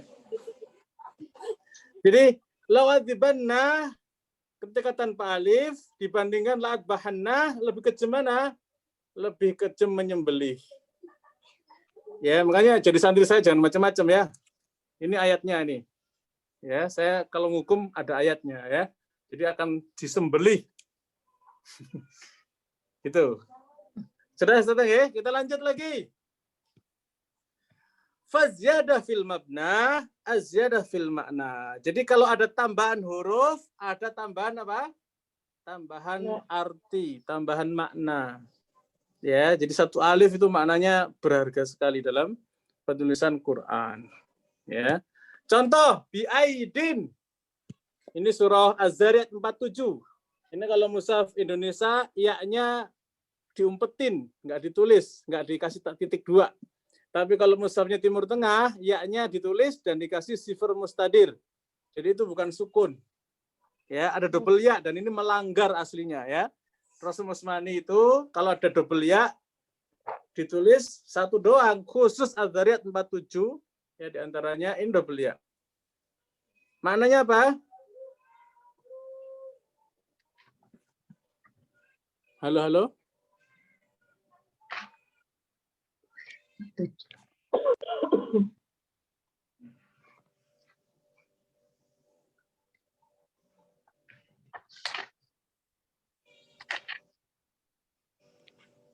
Kami bela dan kekuasaan, kami benar-benar meluruskannya. Maaf tadi apa bedanya ya? Saya lagi di luar kota. Ini ada yang menanyakan al-mi'at dulu. Sebentar saya tanya. Ada yang menanyakan mi'at. Mana tadi? Tadi coba Ustazah dijawab di grup, ada yang menanyakan mi'at bedanya apa tuh? Apa Ustazah tadi? Mi'at kalau pakai alif janji Allah pasti tegak. Kalau nggak pakai alif janji manusia biasanya melehoi. Dah ya, udah beres. Sekarang apa tadi kok? Oke, sekarang BID apa Ustazah mananya tadi? Udah ada yang ketemu terjemahnya itu? Ya. Kekuasaan. Kenapa kekuasaan? Dan langit kami bangun dengan kekuasaan kami, dan sesungguhnya kami benar-benar akan meluaskannya. Ya, kenapa itu kok double ya begitu?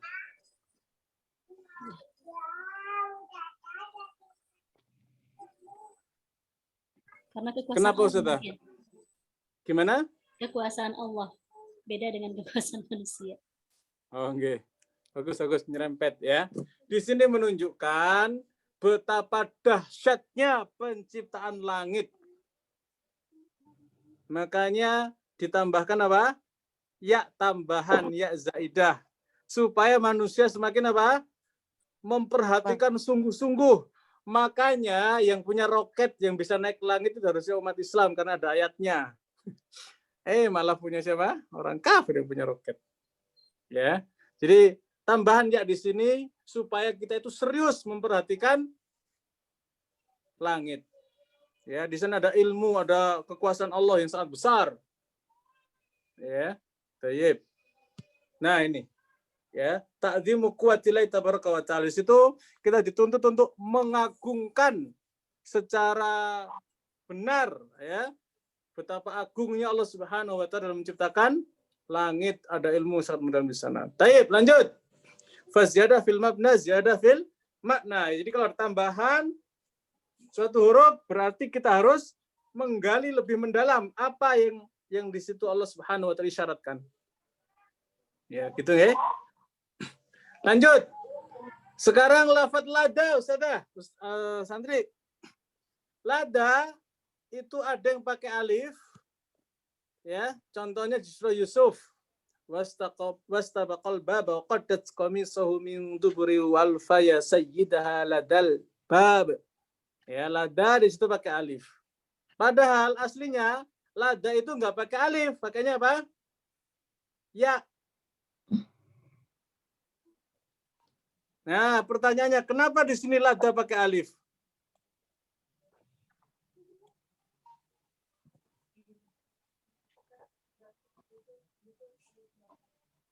Yusuf ayat 25.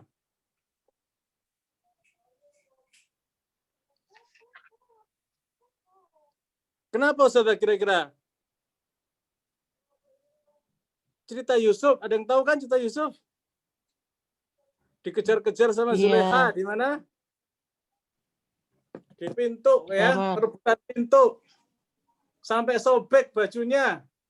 Terus ketemu sama tuannya di depan pintu. Nah, lada biasanya pakai ya, kenapa di sini pakai alif? Melanggar ini salah cetak ini kayaknya nih, gitu ya. Apa alasannya, Ustaz?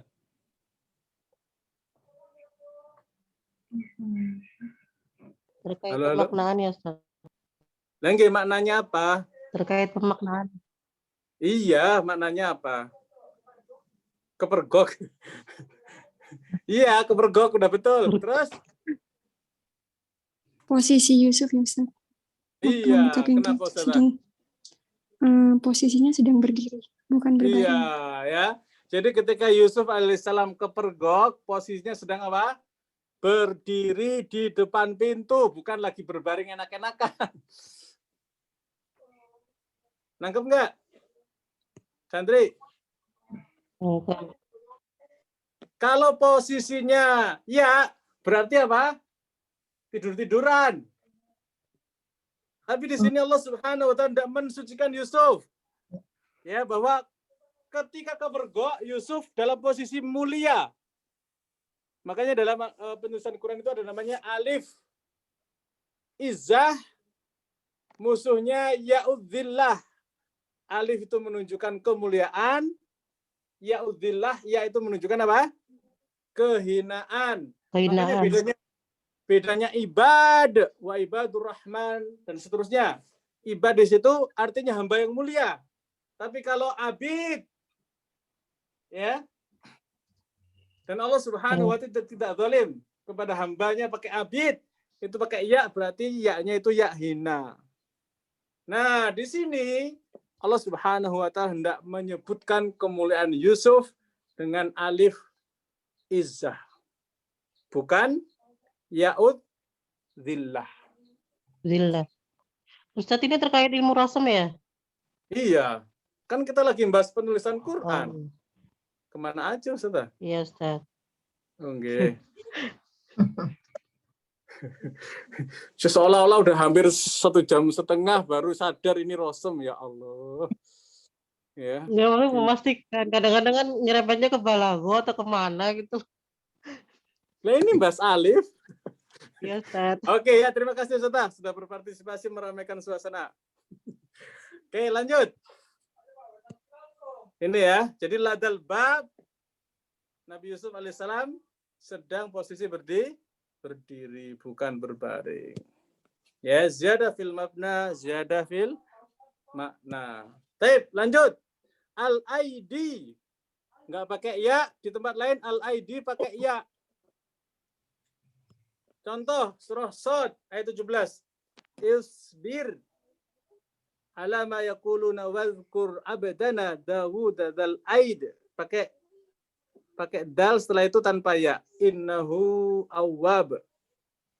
Sementara ya, aid yang lain Wadhkur ibadana Ibrahim wa Ishaq wa Yaqub ulil aidi wal absar.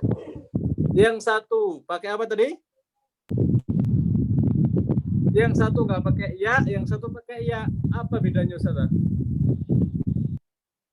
Surah Shad nggak pakai ya. Ayat 17. Shad 45 pakai ya. Bedanya apa? Sama-sama ID loh. Selama ini bacanya mah enak-enak aja, nggak peduli ya. Setelah belajar mukjizat penulis Quran harus peduli ya.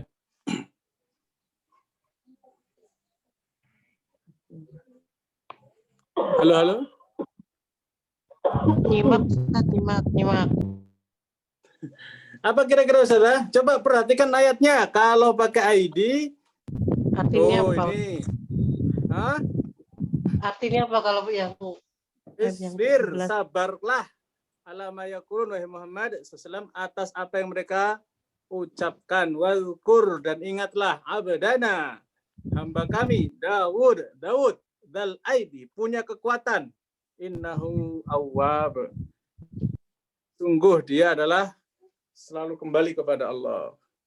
Ya, itu 117, 145-nya. Wadhkur ibadana, ya, ingatlah hamba kami Ibrahim wa Ishaq wa Yaqub ulil aidi. Mereka juga punya kekuatan hati, kekuatan jiwa, wal absar, dan punya pandangan yang mendalam. Apa bedanya ID yang satu dengan ID yang ini? Kalau yang ini jamak ya, kekuatan-kekuatan yang besar. Terus? Kalau yang tadi cuma kekuatan toh. Kekuatan doa lumayan ya. Jadi ID kalau pakai ya menunjukkan apa? Satu. Berjamaah. Ya. Kalau nggak pakai ya menunjukkan apa? Sendirian. Ya. ID nggak pakai sendirian. ID pakai ya berjamaah. Berarti kekuatan jamaah tidak sama dengan kekuatan sendirian. Jadi kalau kita beramal bareng-bareng itu lebih berkah, lebih kuat dibandingkan sendirian. Nah, beda. Clear ya? Lanjut. Ziyadah fil makna. Oke. Wasahibahuma dengan wasahibatihi. Apa bedanya, Ustaz? Terakhir ini, selanjutnya tanya jawab boleh. Berharokat apa? Tamar buta. Satunya nggak pakai tamar buta. Bukan taknya. Wasahibahuma dengan wasahibati. Sahibahuma. Yang satu pakai alif, wasahibahuma. Yang satu alifnya diumpetin, wasahibati. Yang satu alif berdiri, Ustaz.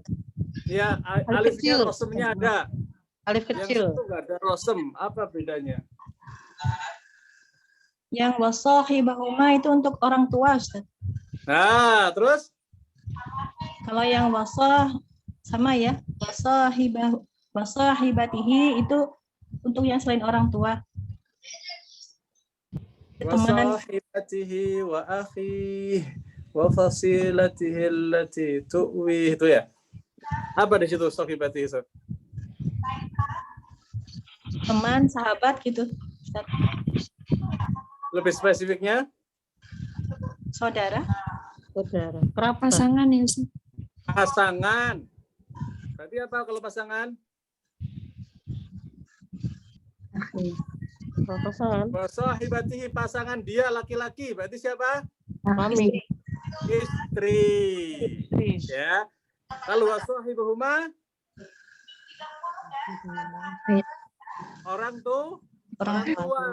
Ya. Artinya sama-sama sahib, sama-sama bersahabat. Kenapa kalau sahabatan dengan orang tua pakai alif, sahabatan dengan istri nggak pakai alif? Tuh, apa bedanya, Ustaz? Ada mantan istri tapi nggak ada mantan orang tua, Ustaz. Kenapa? Ada mantan istri tapi nggak ada mantan orang tua. Alhamdulillah. Ya, ada mantan istri tapi tidak pernah ada cerita mantan orang tua. Maksudnya gimana tuh? Ya lebih dekat hubungan dengan orang tua. Lebih dekat hubungan dengan orang tua. Alhamdulillah ya. Wasahibahuma fid dunya ma'rufa ya. Ini perintahnya kalau kita bersahabat dengan orang tua itu di dunia ini harus berikan persahabatan yang terbaik. Kenapa? Karena tidak ada istilah orang tua dengan anak itu putus nasab, nggak ada. Ya. Tapi kalau dengan istri apa? Wasahibati ya. Terkadang kalau sudah cekcok ya, jatuh talak, udah bubar, nggak bisa balik lagi. Bukan siapa-siapa. Iya. Ya. Jadi persahabatan orang tua harus lebih ketimbang persahabatan dengan suami istri. Ya, jadi kalau anak itu persahabatannya nggak pernah terputus selamanya, kalau dengan istri apa? Terkadang bisa terputus. Kalau bisa jangan. Kalau bisa jangan. Oke ya, bagus. Alhamdulillah. Demikian Ustazah. Alhamdulillah. Slide 59, slide terakhir. Saya tidak menyangka ternyata 1,5 jam ya. Kirain 1 jam gitu. Jadi lumayan juga ini. Oke, Ustazah, masih ada 3-5 menit untuk tanya jawab. Monggo silakan.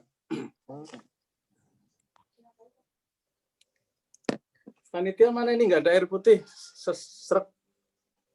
Dari Ciamis nanti dikirim. Aduh, teriak-teriak ini. Terima kasih, Ustazah. Mau tanya, Ustaz. Silakan. Sumbernya Rosa Musmani itu dari mana, Ustaz? Dari mana saja? Ini daurah di sebelah ya, ditanya di sini ya. Baik.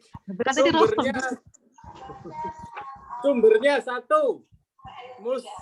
Mushaf kuno.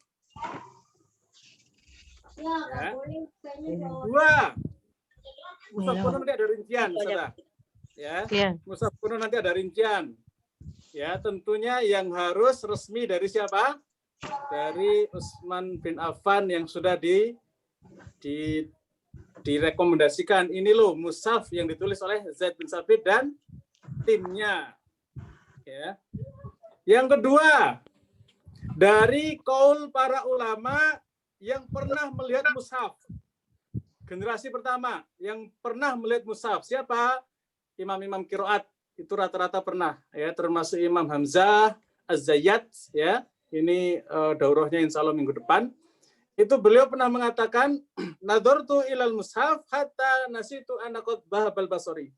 Saking beliau itu melihat mushaf, diperhatikan betul-betul. Ya, dari alifnya, hamzahnya, ya-nya, ya, nulisnya kayak gimana, ya, ini alifnya bengkok atau tegak, ya. Itu sampai beliau lupa kalau matanya sudah buta. Saking apa? Imam Hamzah sungguh-sungguh melihat mushaf. Jadi walaupun sudah nggak ngelihat, tapi apa?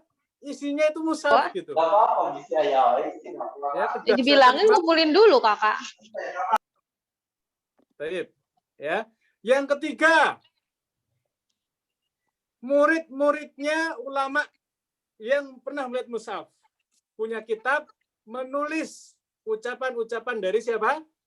Ulama sebelumnya yang pernah melihat mushaf. Jadi ditulis kitabnya ya.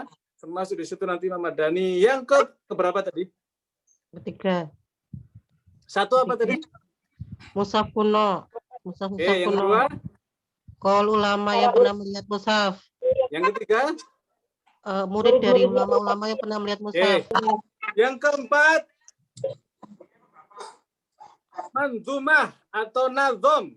Kita menyebutnya apa ya? Puisi atau apa ya? Kalau kita kan punya matan jazari, punya apa? Punya lafal gitu ya, yang merangkum kitab-kitab para ulama sebelumnya.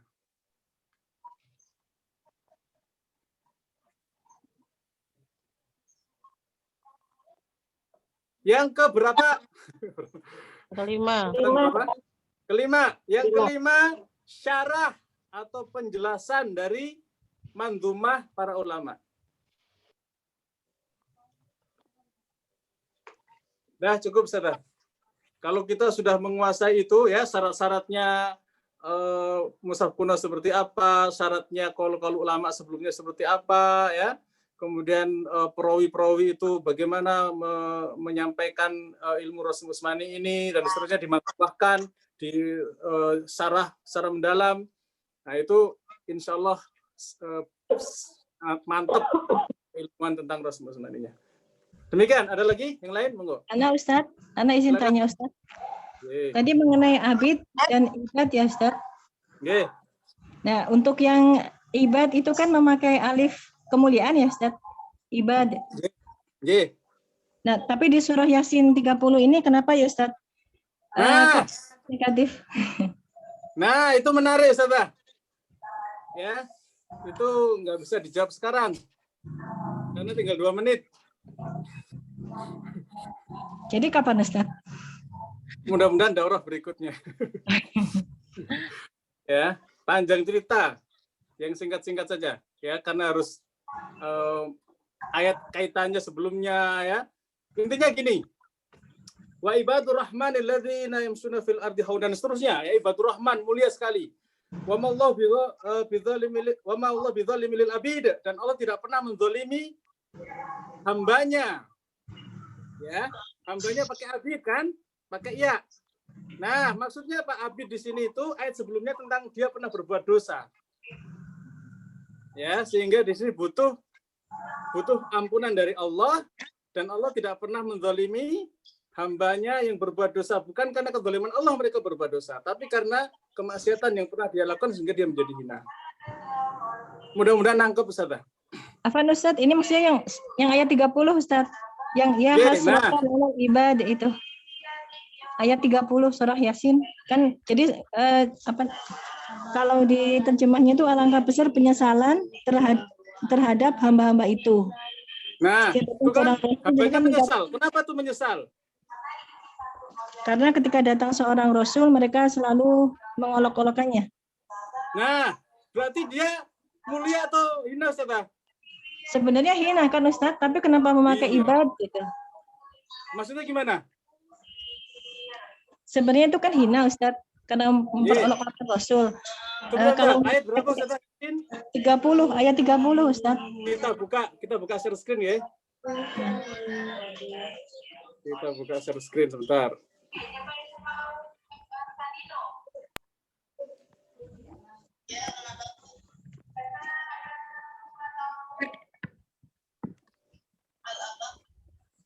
Kelihatan Ustaz? Belum Ustaz. Sudah.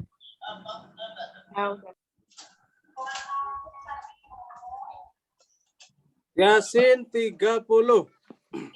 Sebelah kiri. Ya, hasratan alal ibad. Terus? Ya itu kan sebenarnya konotasinya kan hina ya di sini karena memperolok-olokkan Rasul. Tapi di situ menggunakan alif kemuliaan ibad gitu. Bukan abid.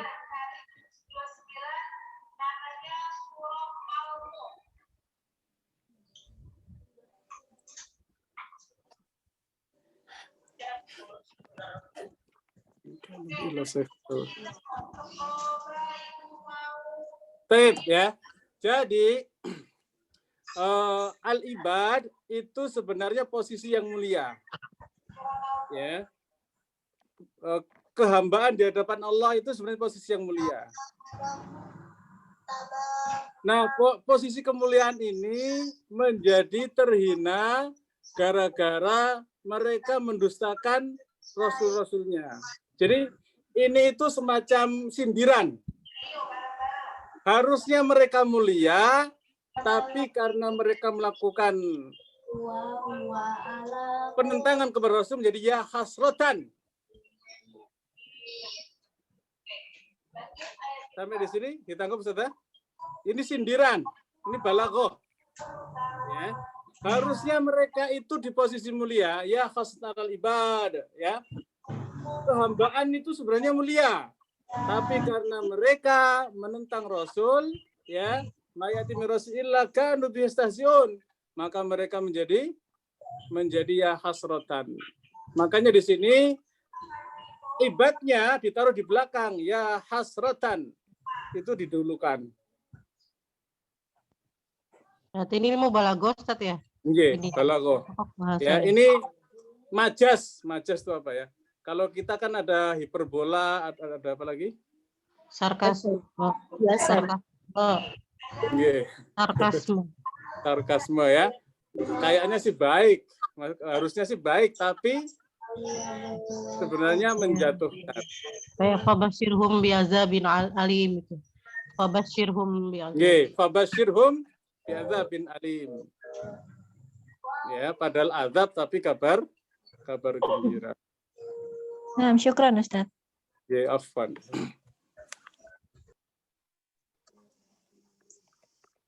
Baik, ada lagi sudah?